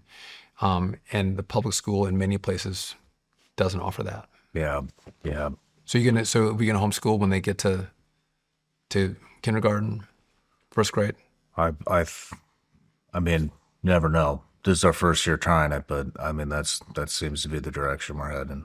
That's what I'm hoping for. Yeah. So. I love it. Yeah, you know, I've seen a lot of, so this area of Tennessee is like homeschool mecca. And I see a difference. I can definitely see a difference between kids that are homeschooled and kids that are in the system. And in the homeschool, do you see that the homeschool parents will then get together with the kids, so the kids have social interaction? Like there's a whole structure around it, right? You'll homeschool, but then you'll do things with other homeschool families. Yeah, there's plenty. I mean, I think the whole myth about homeschool kids being, you know, socially awkward and weird, I think that has just been decimated. But I mean, from when I see the homeschool crowd, those kids they seem to have a lot more confidence. They ask better questions. They're better in conversation, way beyond their peers, you know, the same age. And I think that's the kind of stuff that just really builds a great character. So my son-in-law just announced today that he's running for Congress in my old congressional seat. It's an open seat. And he was homeschooled, I think, until 8th grade. And then he went to high school in Wausau, Wisconsin, met my daughter. They dated a little bit in high school and then dated in college, and they got married young. One of the most well-adjusted, nice young men you'll ever meet, confident. And that's how to being a nice human being that is well-adjusted and can talk to people. And I think it probably comes from his homeschooling up till 8th grade. That's cool to hear. That's cool to hear. Yeah. Well, let's get back to you. How did you get into politics? So I was, so I went to college, was in law school, did reality TV. I was, you'd said you've kind of had left the faith a little bit. I was probably not the best Catholic that was out there at that phase of my life. We come back to it, and it's important that we come back to it. But so I came back. I always knew I wanted to come back to my small town in Hayward, Wisconsin. And I came back and I worked with my dad in his local practice for about a year. And then an opportunity existed 60 miles north of my hometown where there was a woman who was gonna take a leave, and I was able to get a job as a special prosecutor to fill her spot while she was going to have a baby. And so I learned how to be a prosecutor. And the guy that was the DA, it was a small office, two people, he ended up taking another job. We had a Republican governor at the time. He appointed me into this job as the DA of Ashland County, and very liberal area, right? But I was kind of a crunchy con. I was on the health food, co-op board. But I was like, listen, I'm a conservative. I'm a Republican. No one ever ran against me. So I did almost 10 years as the DA, but that was public service. But I never had to go out and campaign. I never had to go, shake and bake, and just no one ran against me, and I was able to keep the job. So that was my first experience with public life, but I didn't really have to run anything. Mm-hmm. And when in 2008, so going back a number of years, but Barack Obama wins. Democrats control the House, the Senate, and in Wisconsin they had the governorship and they had the Assembly and the Senate. So Democrats control everything in my life, and it felt really shitty. It was not good. The country's going in the wrong direction. My state's going in the wrong direction, and Democrats are riding high. It's not a great time to be a Republican. But I thought a couple things. One, history of politics will tell you that if that is the environment today, the next election is going to be really good for the minority party. There was that, and the guy that was my congressman that I was going to run against, he was the chairman of appropriations. So at that time, appropriations, incredibly powerful. He had been there for 42 years. So he was elected in 1969. So before man landed on the moon and before Woodstock, he was a member of Congress. And Republicans had run against him, but they had never been successful. So I'm like, you know what? And by the way, back then they passed a stimulus bill because that was after the 2008 crisis. And so the stimulus bill was $800 billion, which by the way is like, I wish the size of some of the bills that Democrats passed were that small again. So I decided I'm going to run, right? I may not win, but I'm going to flip and hold them accountable. I'm going to hold them accountable for these shitty votes, and no one ever holds them accountable. When Obamacare passed, he was in the speaker's chair with the gavel, and I'm like, you know what? I'm going to run. And I got in the race. And so what's hard is when you run in a seat like this where you have a 42-year incumbent, no one believes you can win. Nobody believed. Everyone actually said, you're dumb. This is foolish. Like my friends were telling me, this is foolish. You can't do this. You're a lamb to slaughter. And my wife was like, hell no, we can do this. And so I had a friend who was involved in politics who told me, don't run, but if you do run, I'll help you out. And so literally it was me and Rachel. I think I had 5 kids at the time. I got noticed that she told me like a month into the campaign that she was pregnant with our 6th baby. And I worked my ass off. So I was the DA during the day. I'd get in my car, like there's no team. We're the team. I drive myself, and I have a big district. I have about a third of the state of Wisconsin. I'm driving 3 hours, do an event, drive 3 hours home, get home late, sleep, go to the office in the morning, do DA work, and again, the same thing the next day. And I'm trying to raise money. People don't want to give money to a race they don't think you can win. So half my battle was selling people on the fact that we can win this race. We're going to win. This is why we can win. These are the numbers. And by sheer force, I raised, for me, I think I raised $139,000 in my first quarter, which was at the time really good. Still is actually a decent number. Then I raised like $159,000 in the second quarter. So I was raising money and people were buying in. But this is all like local money, small towns, people giving, businessmen that are like, this young kid's crazy, but I think maybe he can do it. And so that was the story of our campaign. I started to hire people after about 8 months into the campaign after driving myself. And I got Sarah Palin I had Sarah Palin's endorsement. I had, Red State write about me. We're trying to get all of these people to try to build some energy around the campaign. And then as we got into 2010, which is the race I was actually running in, that's when it was like, oh shit, this is going to be a good year. This is a good year for Republicans. We saw the tide turning. And the guy I was running against he saw the writing on the wall. I was going to beat him. He retired. And so then the seat was open. A state senator, Democrat, got in the race. It was the most targeted race in the country that year. They spent a ton of money against me.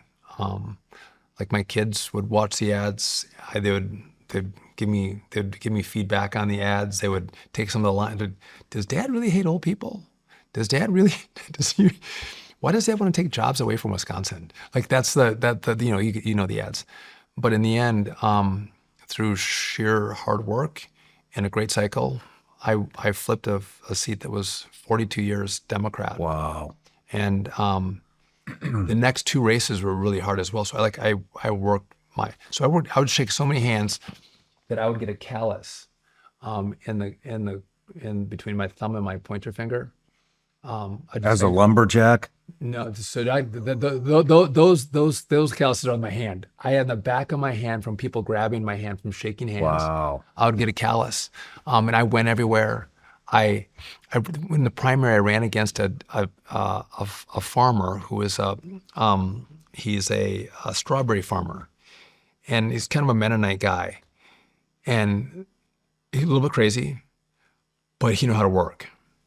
And so I had to match his work ethic. So I had to match him and how hard he worked. So I just, that's what you do. That's all you do is campaign. You're everywhere all the time. We do dairy breakfast in Wisconsin. I would sit at the line where people have to pay for breakfast, and I'd shake hands. And then someone might want to stop and talk to me, and I'd walk with them and talk, and then I'd shake hands. And someone wants to talk, I'd walk and talk. And what's interesting is if you shake someone's hand, it takes a second, but people get an instant read on you. I like him, I don't like him. They're nice, they're not nice. They're honest, they're not honest. And so just by shaking hands, people are like, I met him. I think he's kind of nice. I liked him. So I had this big race and I won, and had the honor of a lifetime to go to Washington.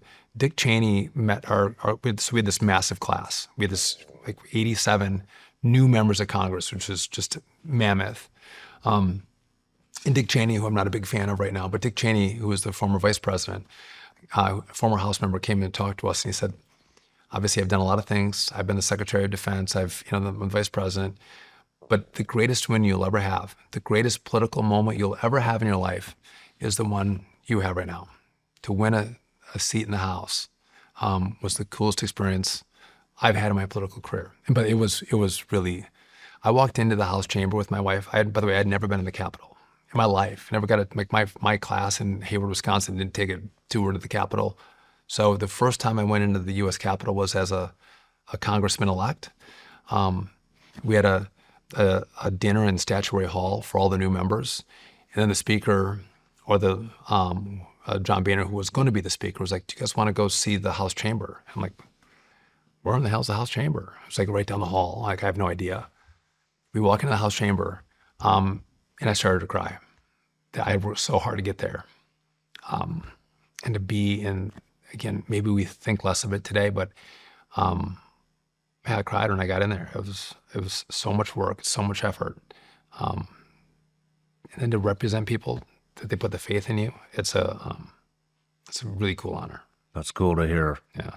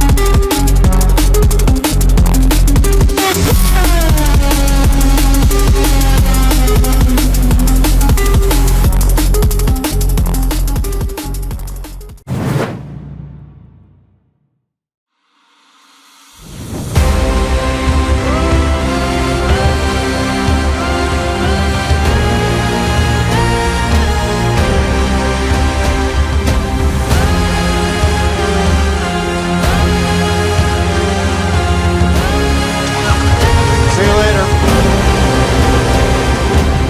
World's tallest building. What do you think, Shawn? We're high.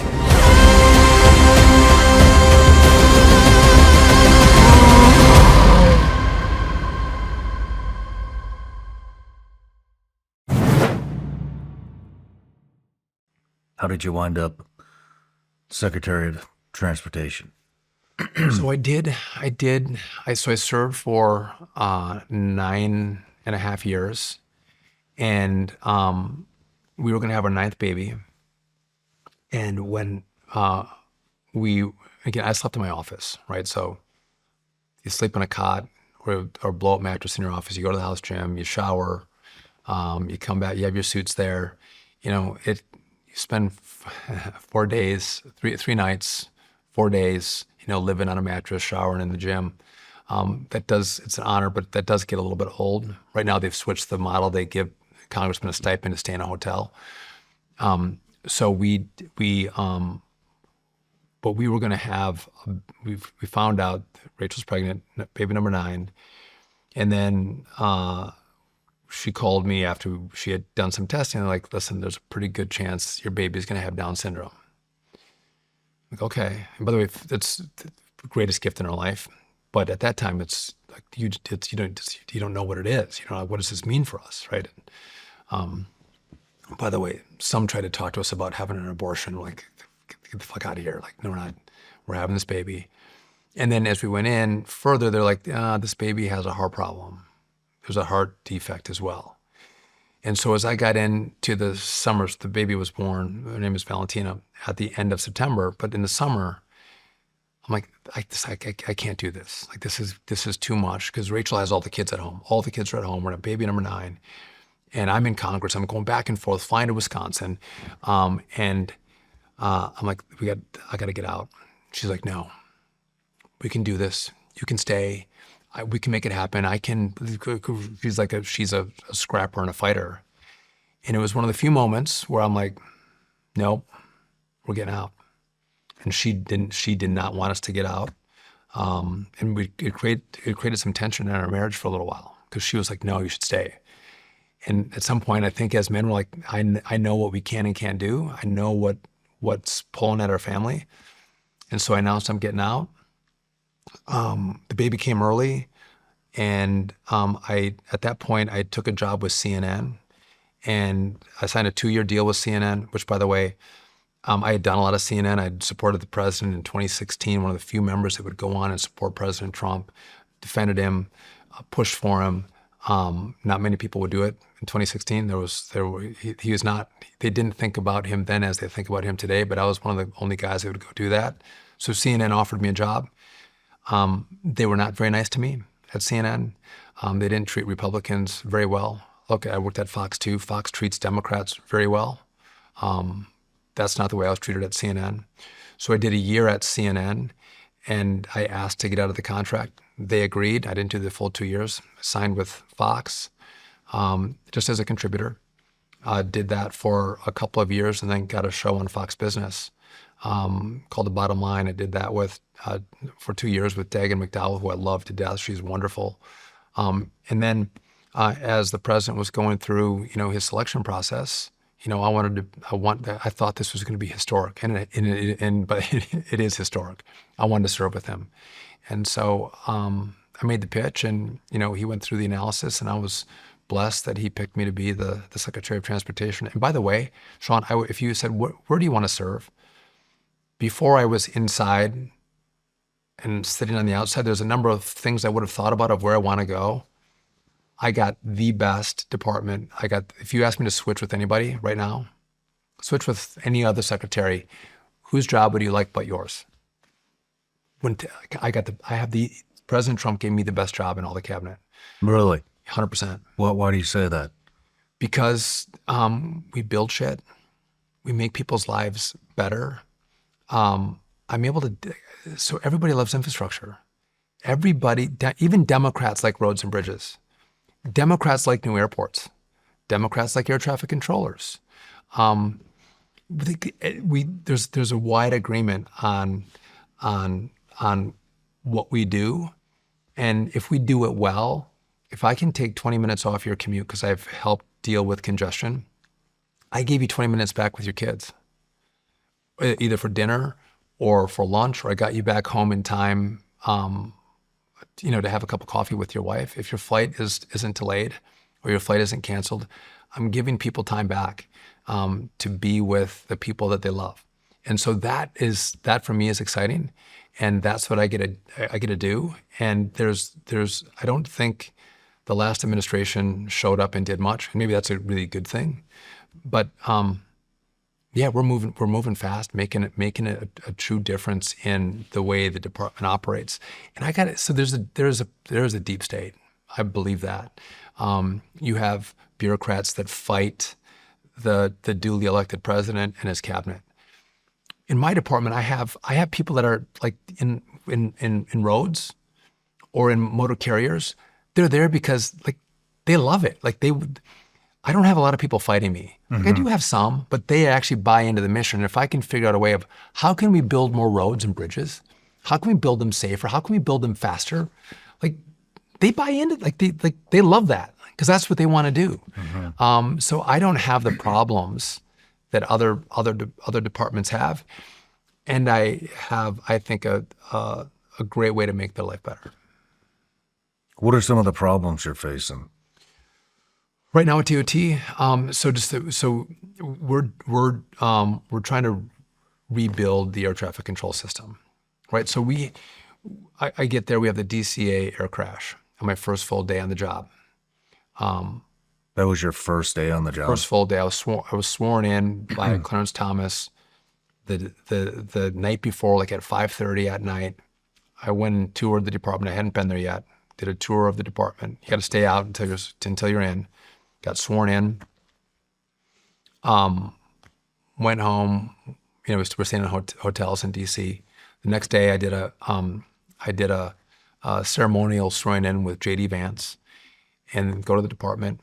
In there, setting up my office, getting things organized. I go home, go to bed, and as I'm laying in bed, I get the notice that the crash happened. So it's my first full day.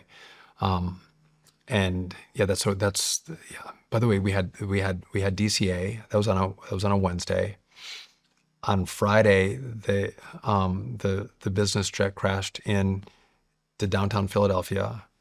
Then the NOTAM system, which is the notice to airmen, which will give you can't fly without this system up and running. That crashed. The Motley Crue plane crashed in Arizona. We had the crash in Alaska. Then a crash in Toronto, in Canada. Like all these things happen. I'm like, holy shit! Like what? Like and people are like, what have you broke? I'm like, I just got here. I didn't change anything. But I think all of the mismanagement from the last 4 years all of a sudden came to fruition in our first days there, and it made me think I'm going to fix it. And no one sat down and said, there's a huge problem. All this shit's really old. Like we don't have enough controllers. Like there wasn't a playbook. Like no one laid a playbook out for me. It was me actually polling to get information to then go, so like all of it's old? Like everything is crappy? We gotta do the whole thing? And no one has a plan to bring in more air traffic controllers? So that's been the most challenging to actually think through, how do we do it? Right, because it's complicated. How do we do it? And then I had to sell the Congress on, give me the money to do it. Make a big investment in me and the FAA. And by the way, they've given money in the past and they've squandered the money. Like they've made promises, but they never deliver. And so I'm asking them to take a leap of faith on me. I'm like, this is the number 1, 2, 3, and 4 job of what I'm doing. Mm-hmm. Trust me, please, I'm going to do it. And by the way, you don't have a choice not to trust me, because if you don't do it now, it's only going to get worse. And they did. And so now we're starting that process of, taking the years it's going to take to rebuild the infrastructure of American air traffic control. It should be state of the art. We're going to build a state of the art system. We got a lot of stuff to talk about in a short amount of time, but one of the things that I found interesting that wasn't it's not even in my outline, but I think it's important for everybody to hear, is when we were talking about updating the infrastructure in the air traffic controller towers. I mean, can you just go, like, this is how fucking bad this shit is. So this is like our power grid. This is like the power grid. That's right. I mean, it's just. Here's the problem with it is Americans think their government is competent and their government's going to take care of the grid. They're going to take care of air traffic control. Like, I don't have to think about it, because I know, like, of course, that's what they do. They take care of this shit. And the truth is they don't. They don't take care of it. So you think back to 1980s in our copper phone lines, the phone lines that we would, you're too old for this, but the rotary phone and the dial-up phone, like landline phones, those copper wires that we used in the 80s to call people is the infrastructure we use for our communication system in air traffic control. Now, the whole world has migrated from copper to new fiber fast wires. Everybody has done that years ago, and we're still on this old shit. And so that's job number 1, right? But taking out the copper and putting in the fiber, I still, on both ends of the fiber, have really old equipment. And so we can lay the fiber, but in the interim, we have to slow down the fiber, ratchet it down to make the equipment think that it's still running on copper, right? We've got to slow it until we can upgrade the equipment on either end and the software on either end of the fiber. So again, we have companies that know how to do this, right? That's great. We need new radios, new voice switches. We have They knew everything. We need new everything. And so my question is, rather than, I mean, I already asked this at breakfast, but I would think anybody listening would have the same question. If you can't, I mean, what is the point of redoing copper wire to fiber and then doing all the computer equipment that's inside the tower? I mean, why not just build a new tower and just do this all at once? So in Nashville, they're going to build a new tower, right? They have a new location for a tower. But in many of these airports, there's one place for a tower. And to rebuild a tower becomes really challenging, right? So couldn't they just build it right next to where the old one is? Then it affects the line of sight. And they got to be able to see around the airport. And by the way, really expensive. Like, these towers are not cheap. So I've asked for $31.5 billion.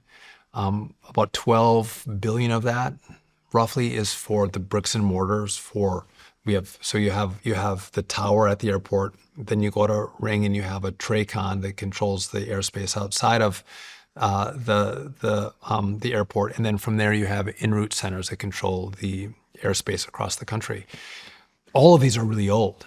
So if you tell me to go rebuild every center, TRACON, and tower. Shit, we're talking a ton of money.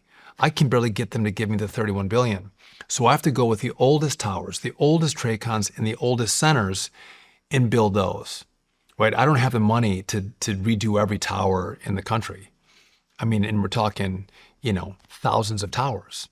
So then the problem is I've got a tower, it's operational, it's controlling the airspace, and it's got all, by the way, it's like piecemeal together, right?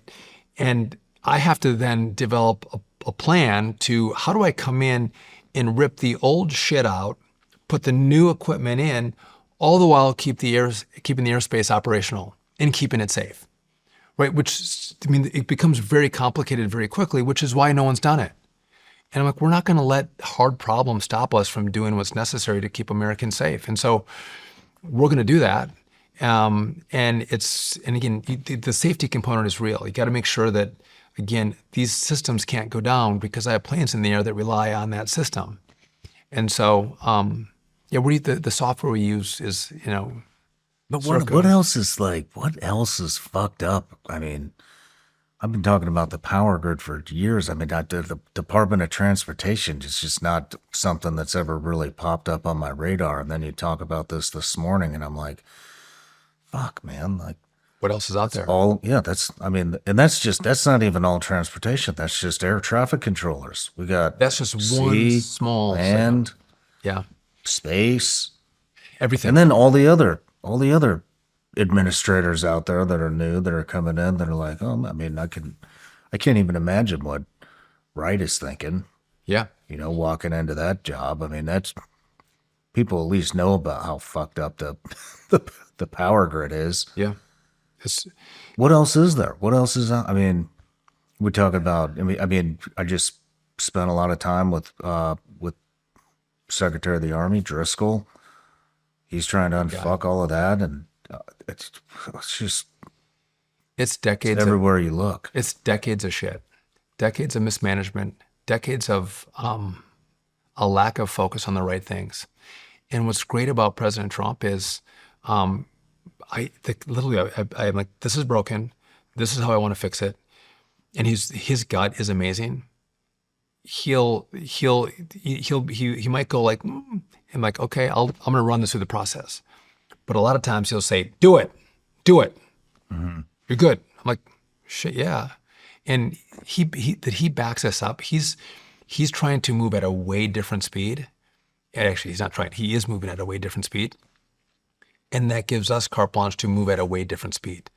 We have now a little over 3 years to get all of this shit done, and to move really fast and really safe. And that's what we're doing. But again, passing the buck, because you want to just be a secretary, you want to be a leader, but you don't want to lead. I think that's a lot of what's happened. And so, I think we've been wildly successful in the policies we've instituted, but it's because we show up every day and we try really hard, but just try to do what's right by way of the American people. And even don't layer in a lot of this. There's a lot of political fights that we need to have, and politics is there, but a lot of this stuff is just do what's right by the American people. Make it better for the people. Mm-hmm. Politics don't have to, keep the politics out. Like air traffic control, no politics. Let's build roads and bridges. Keep the politics out. Let's build them as fast as we can. I need the Congress to help. So roads and bridges are so expensive. They take so long. You look at what China does. Remarkable how fast they build projects. But we have so many regulations around how we build. So much permitting around how we build. Even if we're going to build over we have a road, we're going to redo it. We've got to go new permitting. So if the Congress would help us restructure that, we can spend money so much more effectively and build so much more with the same amount of money. But again, you look at our airports. You travel anywhere in the world, beautiful airports. Our airports are shit because we haven't reinvested in our airports, and it becomes so much more expensive in America, and it doesn't have to be. And it takes forever.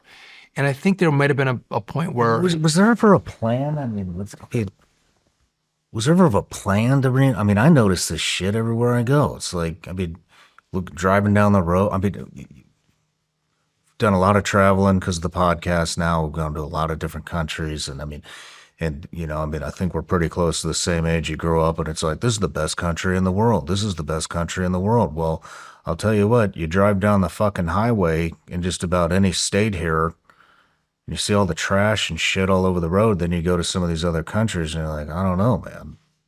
Some of the infrastructure over here looks a little bit nicer. The roads are a little better. You got a tight cap on this water, Shawn. Oh, but so what I'm asking is, I mean, is there some kind of budget or schedule on how much money should be reinvested in airports, public transportation, trains? So our budget's over $100 billion. When you get a gallon of gas, you pay a gas tax that comes to the federal government. Mm-hmm. We redistribute a lot of that back to the states. We keep some of it to then give out in grant money for like big projects that need to be done. But then you have EVs that don't pay taxes, right? The EVs don't pay a gas tax. The money we bring into the trust fund isn't enough to cover the infrastructure needs that the country has. And I think part of the solution is you need more money, but part of the solution is you can do these projects for way less money. You could do them way faster. Let's fix, truly the permitting process that takes forever just drives up the cost of these projects, number one. And number two, if you put all these requirements on me that I have to have all these environmental, climate change studies and shit on the project, and then you add on to that I have to have DEI, I got a contract based on someone's race or their sex. All of these things are driving up the cost of a project. And if we could say, listen, we're not going to consider, again, if you're a disadvantaged business, that's great, and we want to have small business be able to compete for big projects. I'm all in favor of that. But enough of the racial, sexual stuff, enough of the climate stuff, and if we can fix the permitting, we can build faster and with about the same amount of money, and we can fix the country. But we've shackled ourselves because we become immobile. We can't build shit in this country anymore, and that becomes the problem. And so we're talking about, the consequence of the bad policy. So let's not deal with, about the cost and the projects. Let's go back to as Kamala Harris would say, the root cause, which is the structure on which we're forced to build, which is it just doesn't work. Does that make sense? Mm-hmm. Mm-hmm. What about safety and public transportation? I mean, it wasn't long ago. I mean, I don't. Maybe there's even still there. I mean, National Guard. I think it was National Guard that was kind of activated in the New York City subway system. I mean, we just saw that poor Ukrainian girl get stabbed in the neck several times. Nobody helped her. She bleeds out. I mean, does that fall under you? Does public transportation safety fall under? The Daniel Penny. Daniel Penny in New York. So just if you take a step back, you're a liberal, right? And you're a liberal who doesn't like cars. Cars emit carbon. Carbon is climate change, right? So I want everybody on public transportation. That's what they want. Mm-hmm. I think it's more about control as well, but they want everyone or more people on public transportation. And so if you're a liberal and you had any common sense, you'd say, well, if I want more people to ride on public transportation, I should make it really safe. I should make it really clean. I should make it beautiful. It should be the greatest experience. So Shawn Ryan and his family, if they have public transportation, they actually want to take it because they're going to get to where they're going much faster. Mm-hmm. It's going to be much quicker. They're not going to get stuck in traffic. So they want to take public transportation. Or Shawn would say, I feel really comfortable actually sending my wife and my 2 kids on a train into the city because I know they're going to be safe. I know that their lives are not in danger. I feel comfortable sending them. But that's not the story of American public transit. New York, I mean, what these cities have done is they've allowed the criminal element to converge down into the subways and on public transportation. And so you get repeat offenders, you get violent, mentally ill, people who are on this system riding with the very good people who paid for it. and it's not safe. And so people don't want to ride it. And I'm fighting with liberal cities, trying to tell them, listen, if you don't make your system safe, we're not going to fund you, right? If you don't clean it up, we're not going to fund you. And I get resistance over that.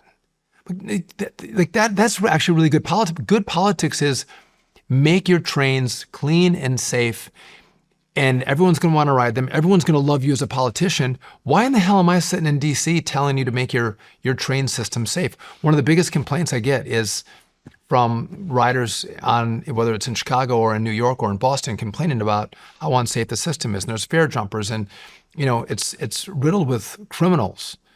That should not be the American story.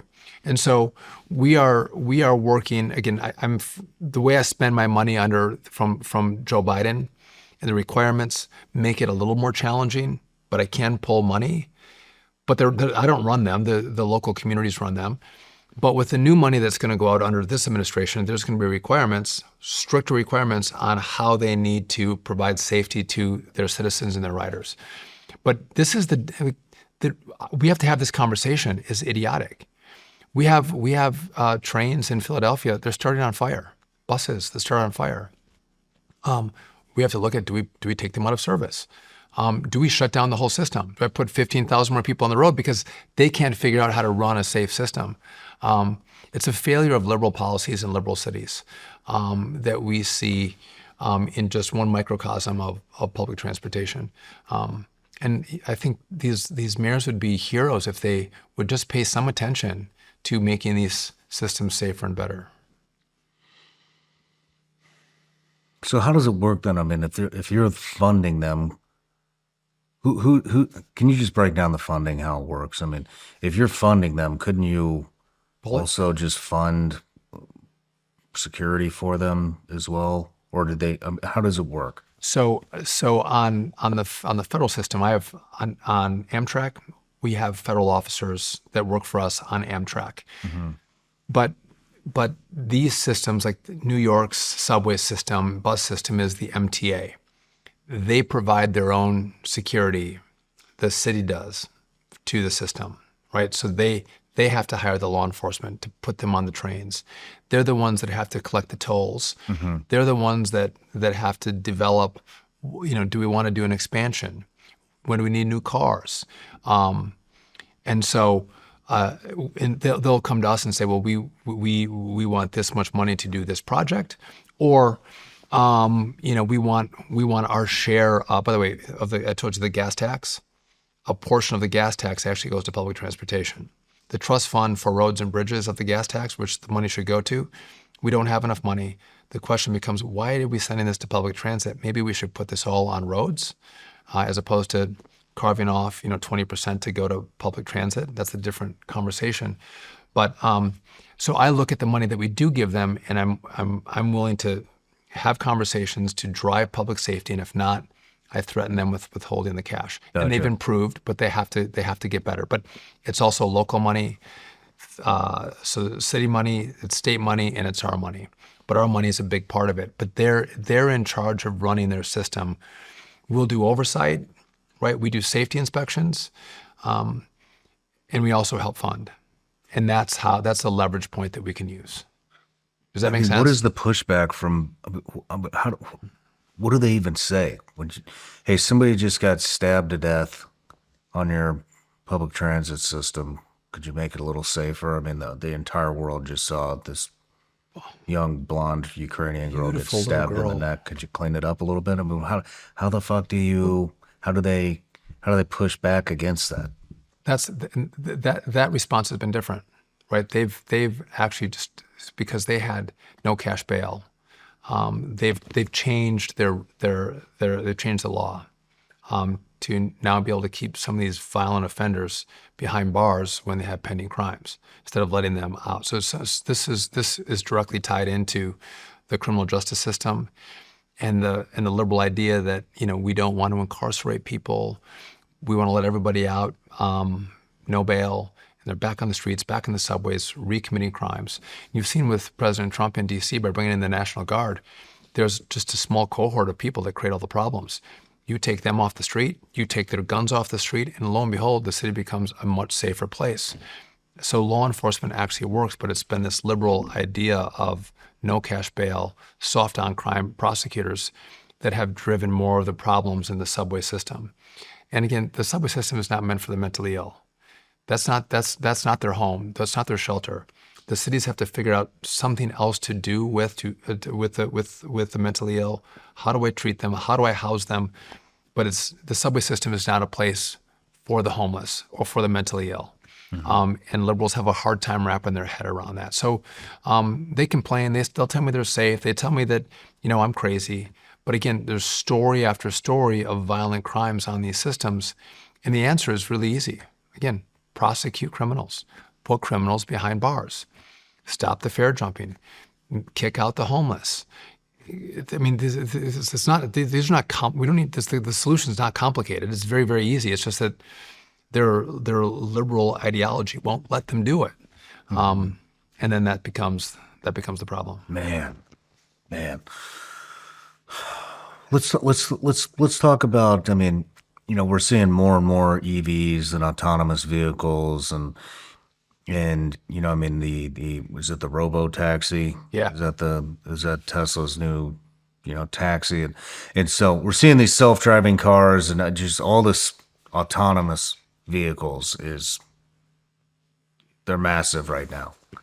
And so what is just public road systems? I mean, what do they look like in 5 to 10 years as we continue to move down the autonomous vehicle? So we're on the cusp of the most transformative time period in American travel.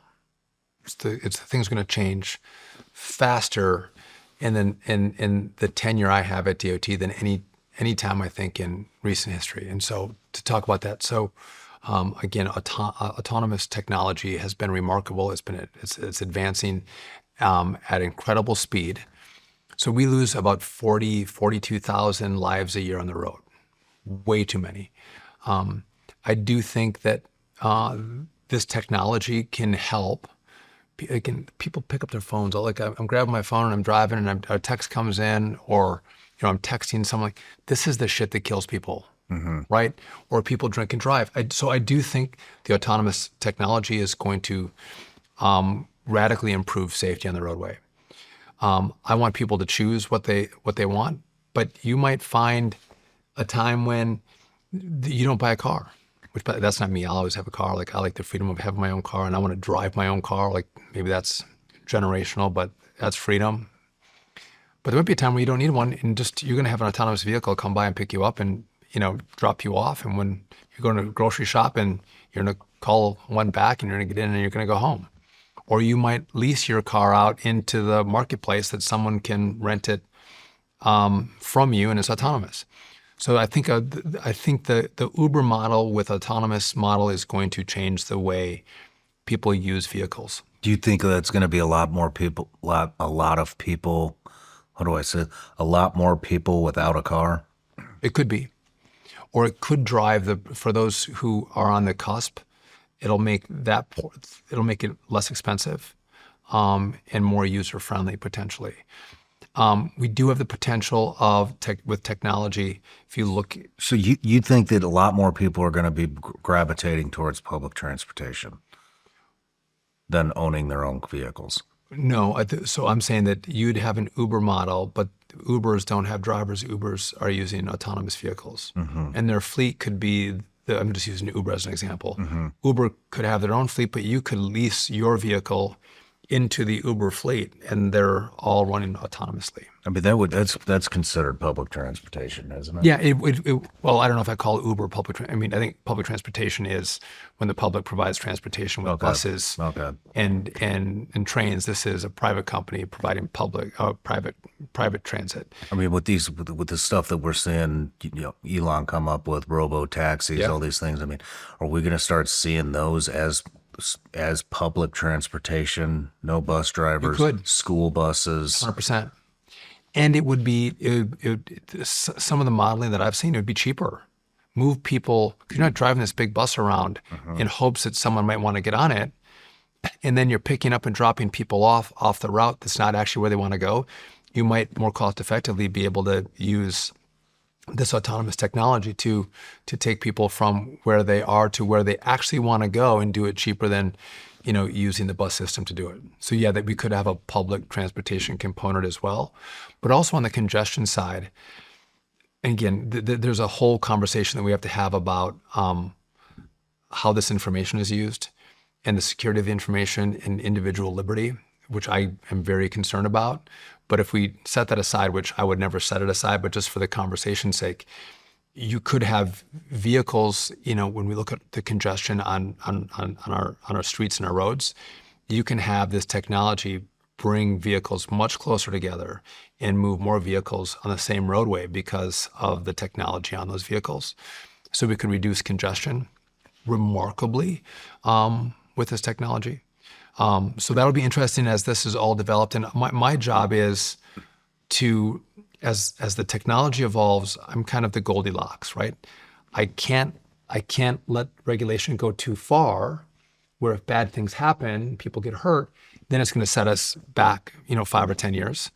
And I can't be too slow because the innovators will then go somewhere else. This innovation will happen in a different country. I have to be just right? And it's a art, not a science, of making sure I'm changing our rules and regulations as the technology evolves and making sure it's safe for people. But again, I want that innovation to happen here. I want autonomous vehicle technology to be deployed from the U.S. around the world. Mm-hmm. I don't want Chinese autonomous technology to be deployed in the U.S. That's a national security risk and threat for us. So we do not want that. But what else is what's also going to change? And by the way, so you already have, I think it's in Austin, Tesla's already doing this with the robotaxi, and we're going to see this. How does it go there? And you'll see more deployment around the country. But drone deliveries, drones are going to radically change the way your products move. We're going to take vehicles off the street, and right now they're about 3.5 pound deliveries to 5 pound deliveries. But yeah, drones are going to deliver a ton of stuff to people. Whether you want to get a hot cup of coffee in the morning, whether you need medicine from the drugstore, whether you went shopping and you forgot to grab something at the store, drone delivery is going to radically change the way products move. And I want that technology to be American technology, which means I have to get the regulation right. And then you've seen these eVTOLs, these Ubers in the air, the electric helicopter. You haven't seen these? I think I've seen. I think I've seen these. Okay, you got to check it out. So this is the next tranche of air mobility. Is this actually happening right now? Oh shit! Yeah, yes, 100%. Where? So we're testing them around the country, but there's a big test facility down in Texas. So what'll happen is, again, Joby, Beta, we got a number of big investments have gone into these eVTOLs, and there's different ranges on these, right? They can go 30 miles, some 100 miles. But if you think of DC, you'll be able to go from downtown DC if they let you fly in downtown DC, or I could even say from Reagan Airport out to Dulles. It's the cost of a Uber Black, and they are. You can put 5 people in them. They're all different models, and come right down. And so you need a pilot in them now. Eventually, those will be autonomous as well. You need a pilot in them now? Right now, we have not certified them. They're going through the certification process now. We'll start off with pilots. I think they'll be autonomous at one point. You'll be able to call one of these Uber human drones. They come down, will pick you up and take you 40 miles, 30 miles, and do it quick. Wow. And so when I talked about the airspace and modernization, we have more planes in the airspace right now. This is going to make it just that much more complicated. There's going to be more users of the airspace. And then you throw drones in as well. It's very, very complicated. And by the way, the U.S. has the most complicated airspace in the world. We have more planes than no one has what we have. More complicated, more complex, more airplanes. And we're going to add into that, which is why we need to make sure we have this system brand new and we need state-of-the-art technology running it so we can get more efficient, not deploy more assets into the airspace and then have more delays. Yeah, I was gonna ask that. I mean, the autonomous stuff. I mean, we're now making fighter jets that are outperforming world-class fighter pilots autonomously. And so then, when I hear that, I mean, I just had Brent Sang on from Shield AI, who just did the, big unveiling of the XBAT. And I mean, when you see stuff like that come out, it's like, oh man, like commercial pilots, done. We have something that's going to outperform an F-22, but we're not autonomously doing commercial airlines yet.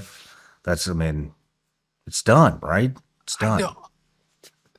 And then when you're talking about all these drones and stuff, I'm just thinking, all right, what is the sky going to look like when nobody's going to Walgreens, nobody's going to Walmart, nobody's going to the grocery store, and everything is being delivered by drones? I mean, you already see all the Amazon delivery vehicles and UPS and FedEx, and they're everywhere. And so what's the sky look like when deliveries become fully autonomous? And then you're going to have to deconflict all the commercial and 100%. private airlines from all those drones. And so if you don't make those autonomous, then we're going to have a lot of human error, a lot more human error than we have right now, because the skies are going to be more crowded. So I would think it's just a matter of time before anything that leaves the ground is autonomous. So I think as you have more acceptance for autonomous vehicles, which probably make people feel that's one threshold, the autonomous eVTOLs, these Ubers in the air. I don't know that people are going to want to get on a jetliner and have it autonomous. That maybe one day. I think that's the last tranche. I think people want to have a pilot on their airplane. I think so. I do. I know I do. I want a pilot. The eVTOL, yeah, I'd probably do that with autonomous. But on the jet, I want a pilot. Now, it's all becoming far more automated, and there's far more technology. You can. I don't know, man. Then we had all that DAI shit. We got all these people that are being pilots that should never have been a fucking pilot. I might lean towards the autonomous version, to be honest with you. But yeah, but you mentioned the fighter jet stuff.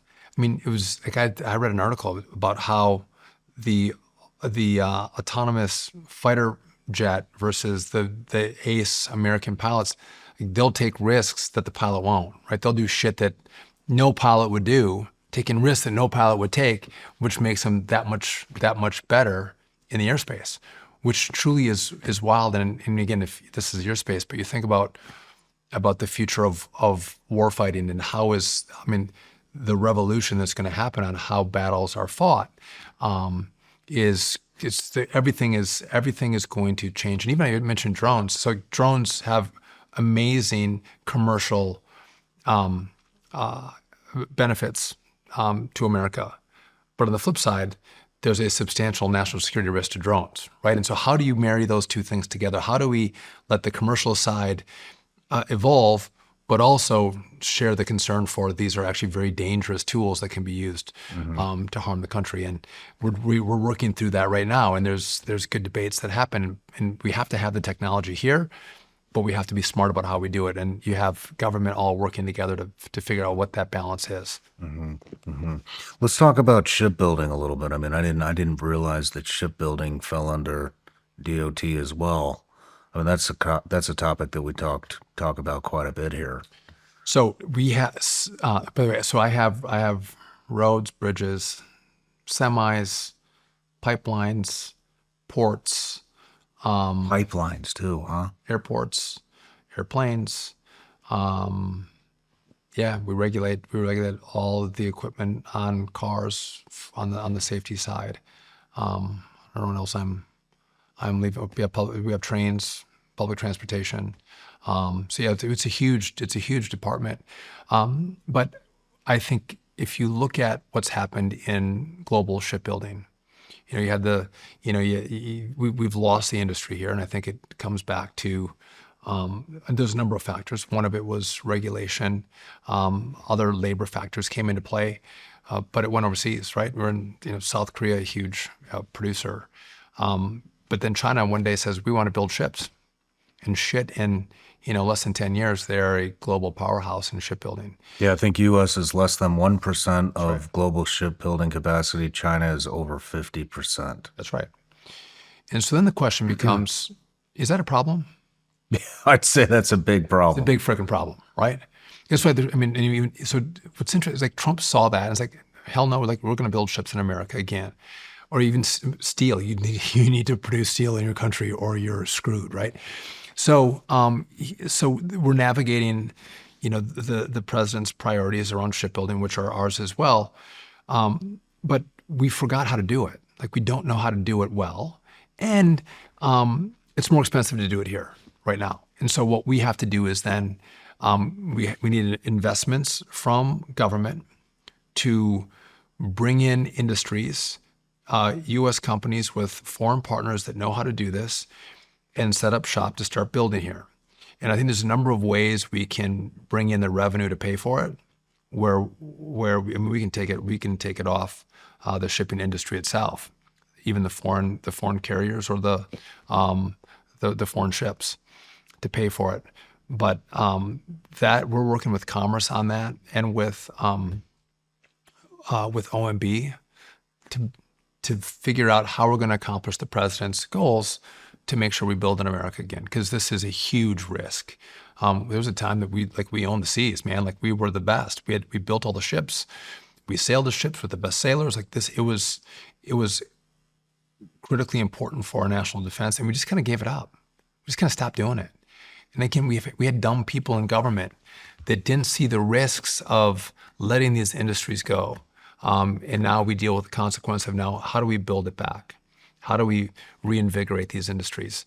And it's going to take us time. It's going to take us money, but it's important for long-term viability. You know what's interesting? I don't know if you have any insight to this, but I mean, when we talk about the allocation of taxes and how bad the energy grid is in the country and a lot of the challenges that you're facing as Secretary of Transportation, I mean, where has all the fucking money gone that has been allotted to all these different organizations and institutions for years and years and years? I mean, we haven't seen any. I mean, I'm unaware of any major improvements in our power structure. I'm unfamiliar in any major improvements in our roads or our bridges and our shipbuilding and any of the stuff that we've talked about. I mean, we just talked about the air traffic controlling towers.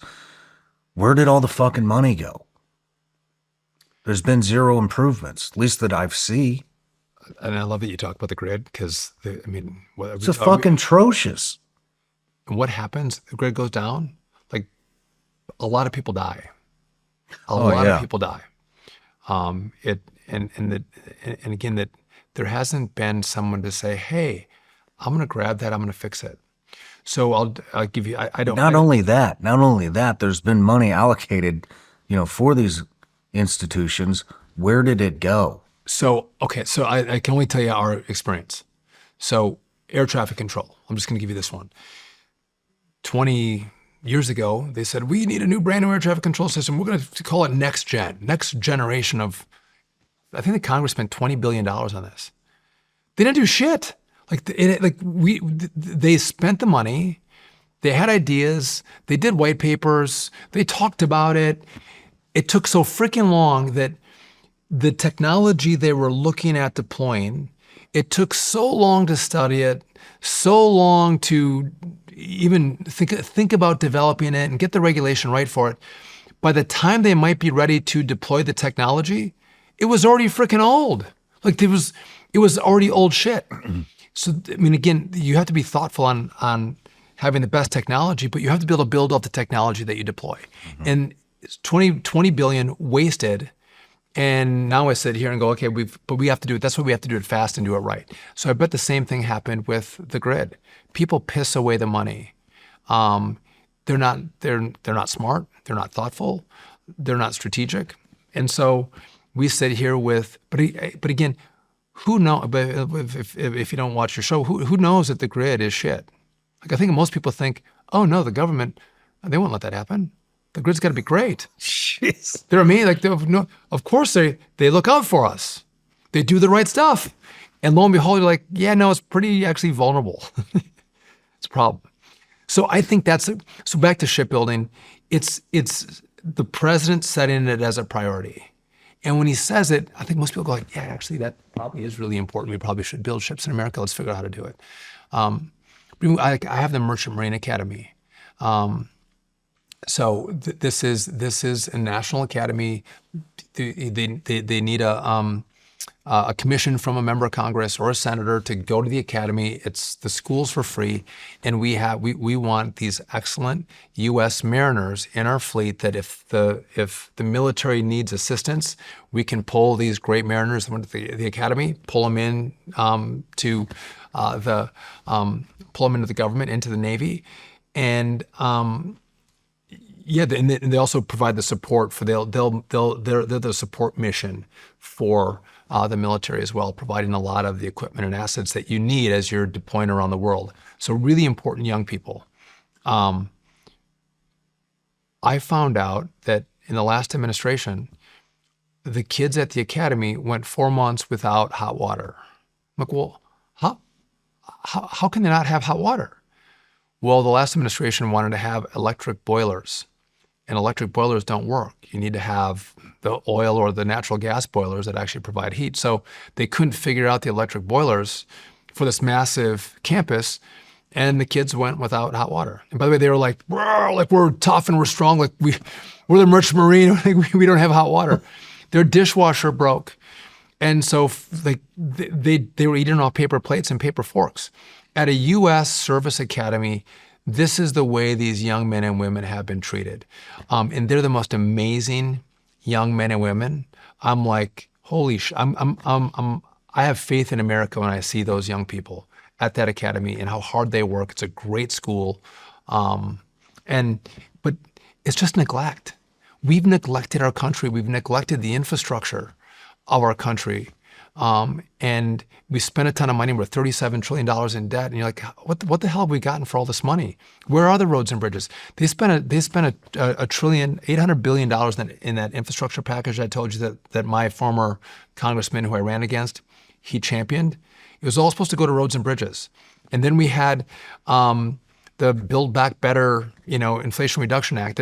We sent a ton of money to roads and bridges. So outside of the normal funding, we put $2 trillion into road and bridge funding. I'm like, where in the frick are the roads and bridges? Like, what the hell did you do with the money? Because I don't see beautiful infrastructure in this country. You're spending the money, but I think Americans have to demand we get something back for it. I want a new grid. I want new airports. I want new roads. I want this shit to work.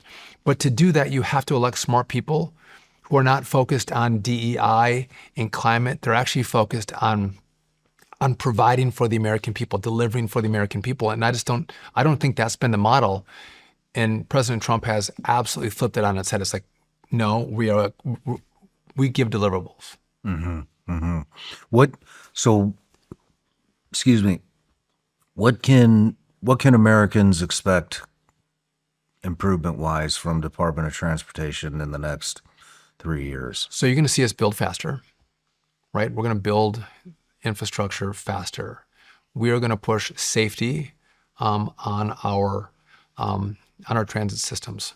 We're not going to fund transit systems that aren't going to make their systems safer for their ridership. I'd like to see high-speed rail in America. I really would.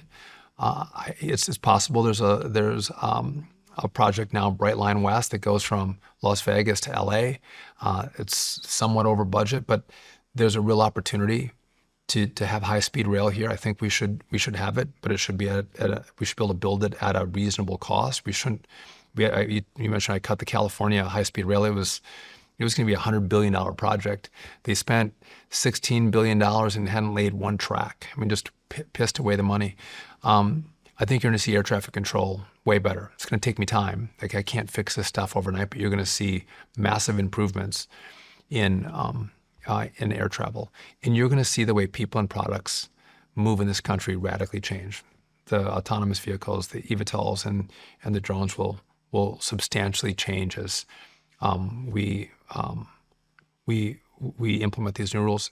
We're also going to. We talked about road safety. I don't know if you followed this, but we have all of these truck drivers that don't speak English, number one. And number two, the Democrats do a great job of contorting laws. So we have truck drivers that are getting what's called a non-domiciled CDL. Foreigners can get a non-domiciled CDL, commercial driver's license, and drive truck in America. And it was really made for if you come from Tennessee and go to Wisconsin, you're non-domiciled in Wisconsin because you're from Tennessee, you can get a non-domiciled CDL in Wisconsin. It was for American citizens going from one state to the next. They've contorted it to let all these 10, 15 million people that have come into the country actually get a commercial driver's license.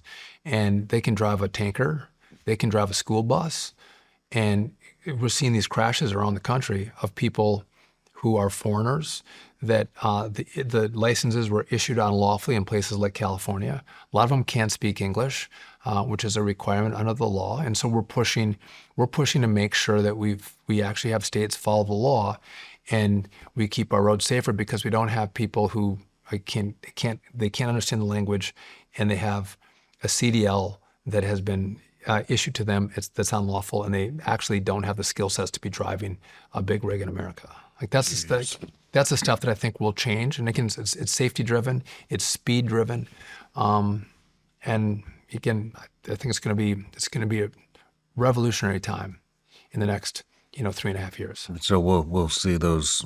We will definitely see these improvements before this administration. 100%. Time. 100%. I think you'll see in your airport, you'll see these eVTOL pads. You'll see a pad there, and maybe as you have people take trains and cars into the city, you might say by the end of this 3 years, you have a service that'll go from the airport to a port in downtown. Oh, that's not just DC. Oh no! So these will be deployed everywhere.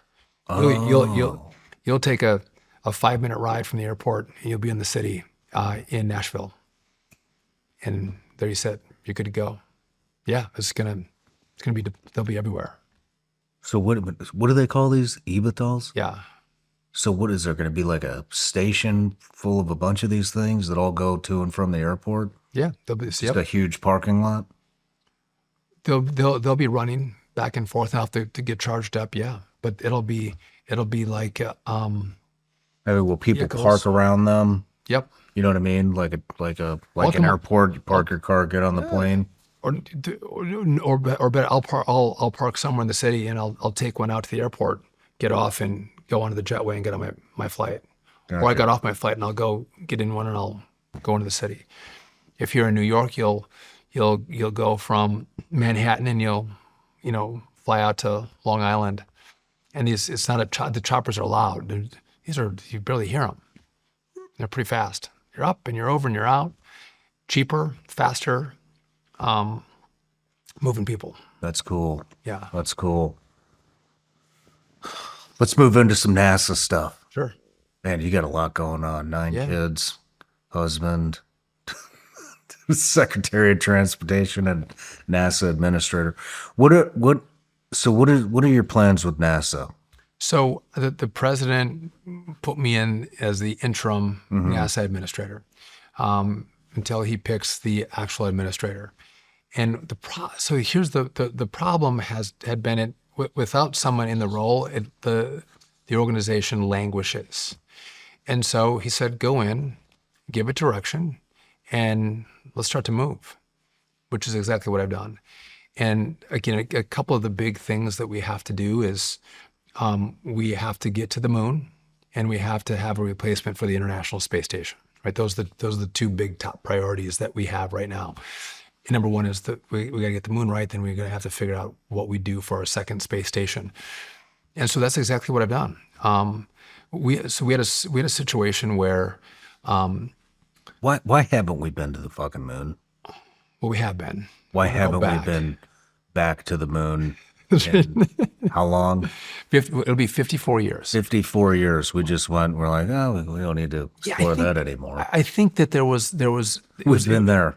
Box checked. Yeah, it was expensive. It was expensive to go to the moon. And then it was also, we'd done it, and there was more focus on lower Earth orbit, right? We wanted to evolve that technology.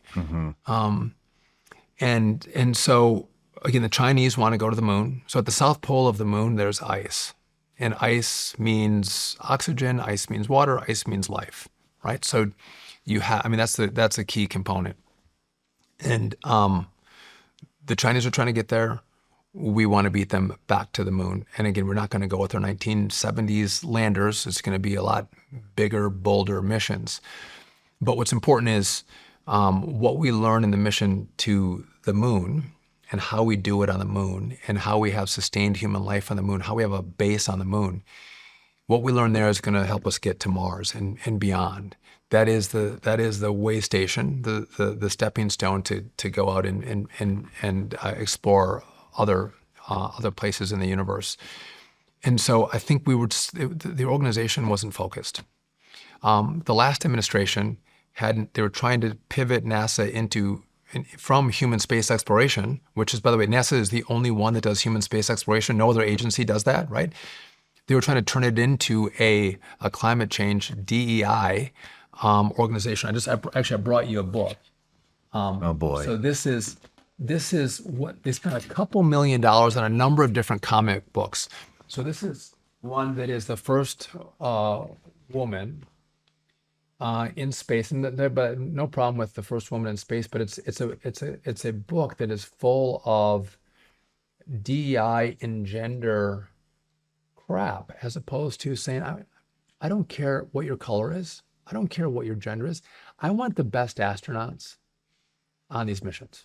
That's what I want. And millions of dollars was spent on books like this at NASA. Millions of dollars. As opposed to thinking of millions of dollars to invest in science and technology that's going to get us to the moon before the Chinese.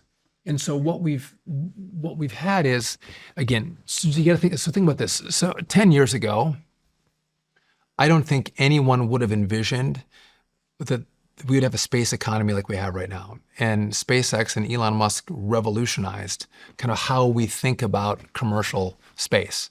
I don't know how much it used to cost to get a satellite into space, but it was really expensive. What SpaceX has done is brought the cost down. I mean, for a small satellite, I think it's going to cost you $300,000. For a little bigger one, it's going to cost you $1 million. But companies can get satellites into space way cheaper than ever before. But no one would have thought about the space economy but for this evolution in rocket technology, Elon's ability to reuse rockets, all fantastic, right? And so right now it's a $600 billion business. We'll be at $1 trillion in short order. It's the fastest growing part of the U.S. economy, actually, is this part of it. And it's really important for our national security side of the aisle. We're civil, but there's a national security component to it as well. But on the flip side, I told you, we're going back to the moon in early February. First time in 54 years. It's called Early February's in like in a couple of 4 months. Yep. 4 months? 4 months. Do you know what the mission's called? No. Exactly. Do you know what Apollo is? What Apollo was? The Apollo missions. What do you mean? So NASA's Apollo mission. It brought us. That was our mission to the moon, right? Everyone around the world knew what it was. Everyone knew NASA. Everyone knew what we were about at NASA in the Apollo missions to the moon. Everyone knew the space shuttles, right? The shuttle missions. Everyone knew what we did. And we are about to send, first time in 54 years, Artemis 2 back to the moon. And I bet you 97% of Americans have no idea that we're doing it and no idea what it is. It's a huge problem. So NASA lives off the fumes of what they did in the past. They're not living off what we're doing in the future. What's the vision for the future of NASA? What are the future missions? Where are we going? Wait, so we're going back to the moon in 4 months in February. We're not going to land. We're going out and around the moon and coming back. Why are we doing that? What's that? What are we going to learn from that? So we're testing the technology, right? You want to take things in steps, right? You just don't want to do everything in one step. You want to go through a stepping stone process, and we're going to go back, right, out and around, come back. Well, we did take a step 54 years ago. We did, but there's a reason to there is a reason to go back. I'm with you. Yeah. Shouldn't the next step be a little bit bigger than the first? Oh, it will. So we're going to stay this time, right? That is the key component. And so we gave a directive for surface vision technology, right? So we can have power on the surface of the moon. We think we can get that done by 2030, and you can have sustained human life missions, bringing products, equipment to the moon's surface. Those don't have to be manned, but yeah, it's going to be cool. There's helium-3 on the moon, an amazing power source. If you bring some of that back to Earth, So that's 100% true. There's helium. helium-3. We've had conflicting reports on that. We've heard that China is mining helium-3 off the moon actually right now. I don't know about that, but I think we want access to this remarkable power source, right? So again, that's just one component of what you might get from the moon. You know this better than I do. There was a time that I don't know who said this, but he who controls the seas controls the world. Right? There was a time that was. I think he who controls space controls the world, and I think part of that is the moon component, and making sure that we're the ones that are there, and we do things differently. Right? We have all of these international partners that are working with us that believe in transparency and openness about what we're doing and how we're doing it. Chinese have a very different model. There's no separation between the civil and military sides of their space. And again, do we want to cede? I don't know if in your military experience, should we cede the moon to the Chinese? And are there any national security risks to that? Do I want to find out? I don't really want to find that out. But the point is, we're late. We're delayed in our mission to the moon. And so what I've said is we're gonna open this up and let different companies compete to see who can get us there first, right? I want to get there before the Chinese, number one, and I want to get there before President Trump leaves office. That's what President Trump wants as well. He's given that directive. And so when you have companies compete, America wins. I got two really rich guys that have space companies that want to compete against each other. And when they do, there's going to be great evolution in technology and a great race, not just against China, but against American companies to see who's going to get the honor of doing it first, of putting American astronauts back on the moon. At this time, it's going to be almost 60 years since the last time we were there. Man. Which is pretty cool. So in February, we're going around the moon. Yep. Have we ever done that before? Yeah, we did that. Well, we did that back in the 70s, right? We were there. But we're going to go, we're going with way bigger equipment, way more sophisticated equipment this time, which means it's more complicated. The complication of what we're trying to do today is different than what we did in the 70s, just because of the evolution of the technology. And so it's good and by the way, the technology that SpaceX is working on with their vision on how we get to the lunar surface with their landers is what we're going to actually need to get to Mars. What we're doing with fission technology on the lunar surface and the work we're doing on nuclear propulsion is also how you're going to get us to Mars and back again. So a lot is happening, but you had this agency that was adrift, that wasn't really focused. And I've tried, in the short tenure I'm going to have there, is to give it focus, give it a direction, and inspire it. And part of my job too is I gotta sell the missions. If America, and you're like, we're going back to the moon in February, like what? Like holy shit! It's like Dumb and Dumber. We landed on the moon. Yeah. Like, holy shit! It's amazing. And I think that's the mission. I think there's opportunities too. to partner with one of the greatest brand in the world is NASA. Global national brand. NASA is premium. I think we can partner. We can't take partnership money at NASA, but we could partner with companies, and in the partnership, we get them to advertise their product, but also our mission, because Americans need to know what we're doing, why we're doing it, and when Americans know about it and they care about it, then the Congress cares about it and the Congress funds it. And again, I think that's a really important part of what the role is. What I've done and the next administrator will have to do as well is you got to sell the mission, you got to sell the vision, you got to stop living off the past. Let's inspire people for the future. I want the 8-year-old kid, in somewhere in Missouri to not be like, we did this in 1970, that was great. No, like I want them to go, this is what we're doing right now. Like in my time, the cool shit that NASA's doing, I want to do that too. Like I want to be part of that.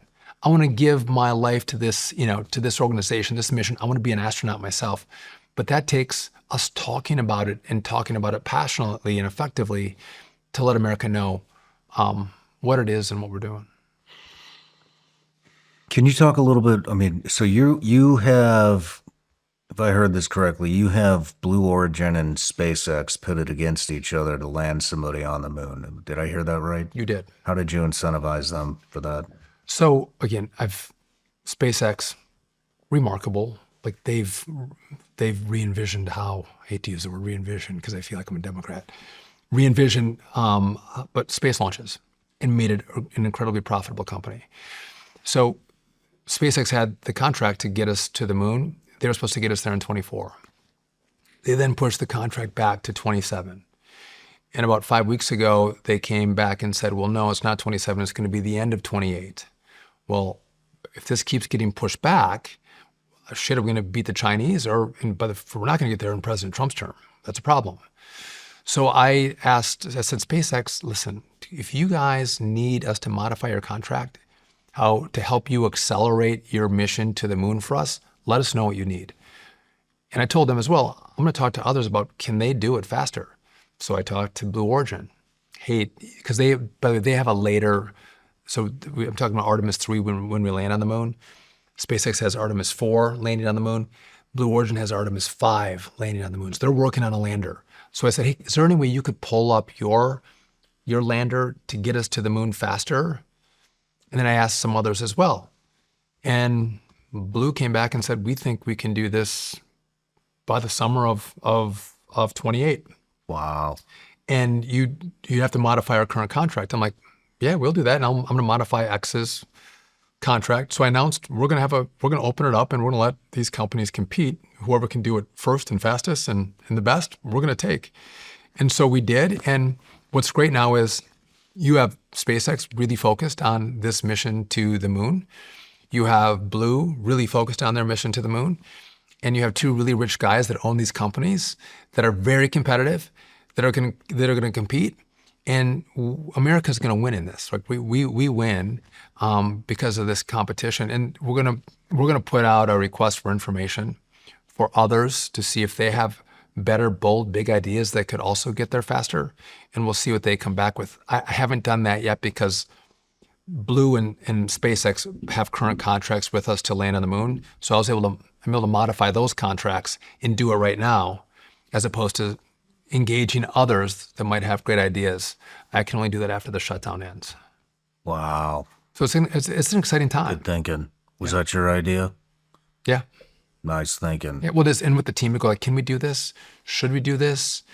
How can we help SpaceX? How can we engage Blue? But again, I'm the one who said I'm going to call the ball and we're going to do this. And the president loves competition. The president's wants America to win, and so the race is on, right? And they're both passionate about it. So, yeah, it's a good thing. It doesn't come without me taking some heat. I don't know why it took me to get to this point. When the first contracts were set up, it should have been a competition to begin with. We should have not picked one. We should have had a couple companies compete for us.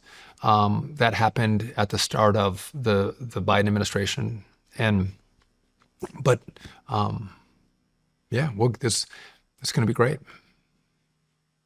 I'm excited. I'm can tell. excited. I want to see what February is all about. That'll be, man, I had no idea we were doing that. So the Artemis 2 astronauts, I've got to know them. That's the ones that are going. Amazing. You should have them on the show. You should go to Houston and sit down with them. You're gonna love them. Some of the smart, it makes your country proud. So 3 Americans, 1 Canadian, that are on this mission. Smart, great people. The training they go through. By the way, during the shutdown, we made sure it's like, listen, we're not going to shut down our mission to the moon. You can't stop that and then start it. The safety of the mission is critical. So that whole, all the science and all the movement around this Artemis 2 mission is fully funded and fully functional right now, not being affected by the shutdown. Awesome. But we have the rocket, right? We've just put the capsule on top of the rocket. In December, we're going to roll the rocket out to the launch pad. It goes through all this testing, and it was supposed to go in April. We think it's going to go in February, and yeah, it's a roughly 10-day mission out to the moon and back. By the way, the capsule is so small. Like if you go down there, we'll put you in the capsule to see where they live for all these days. Wow. Not big. They have to know each other. I'm like, so where do you use the restroom? Like, what the hell? Like, how does this work? And yeah, to see how it's constructed and the size of it. And they'd love to sit down and talk to you. We'll set that up. Man, Great. I would love to do it. Yeah. Thank you. And then if you can read some more literature on, the woke coloring books and comic books from NASA. I will. Well, any other aspirations or anything you want to talk about with NASA? So after that, we got to focus on what we do on lower Earth orbit, and the replacement to the space station. Do we have corporate partners that, we have to be an anchor at NASA, but we need to see if we can get more private capital in, right? We want to have sustained, Americans in lower Earth orbit.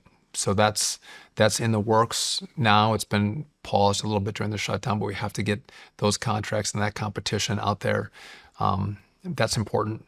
We have a restructure that's going to come. Again, I think I want the right leaders. I want the right leaders with the right teams to accomplish the missions. Sometimes you can get bloat. And if you have a conference call with 250 people on the conference call, there's a problem. No decisions can be made with 250 people on a conference call. Mm-hmm. That's some of the shit that happens. Wow. So we're going to restructure the leadership. We're going to restructure the organization with people who are mission driven, that are accountable. And I think that part of it will be really important to make sure that this is more successful than it's been in the past.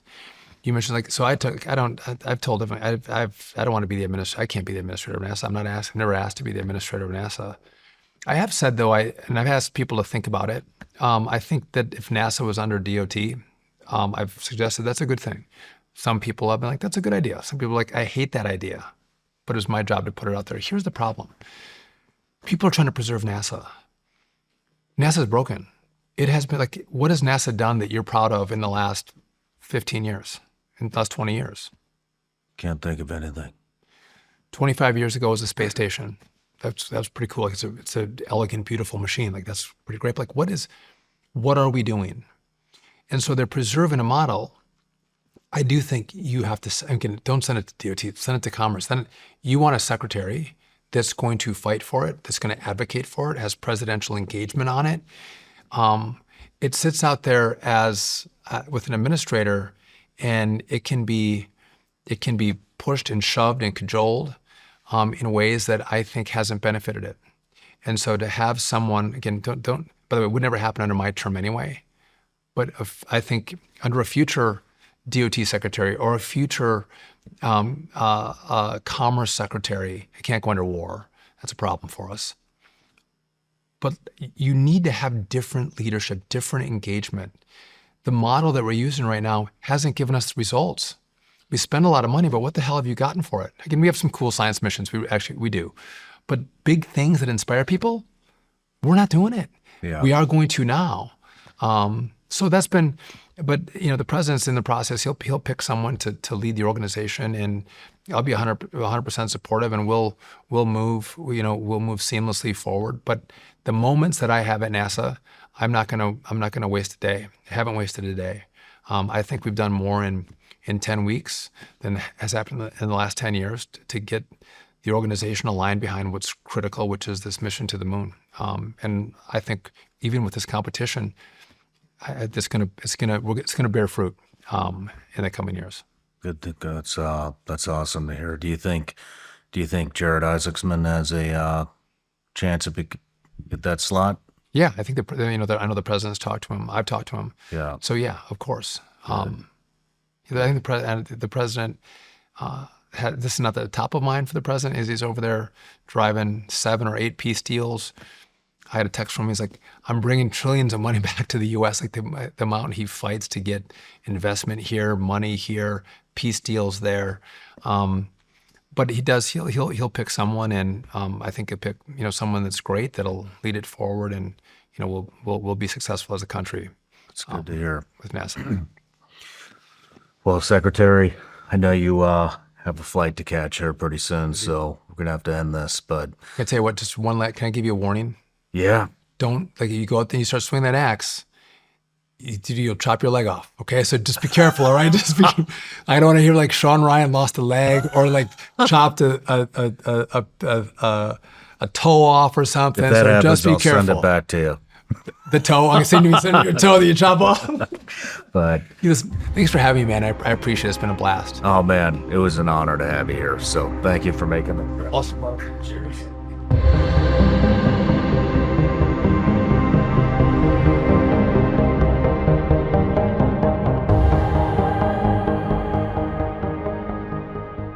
No matter where you're watching Shawn Ryan Show from, if you get anything out of this, please like, comment, subscribe, and most importantly, share this everywhere you possibly can. And if you're feeling extra generous, please leave us a review on Apple and Spotify podcasts.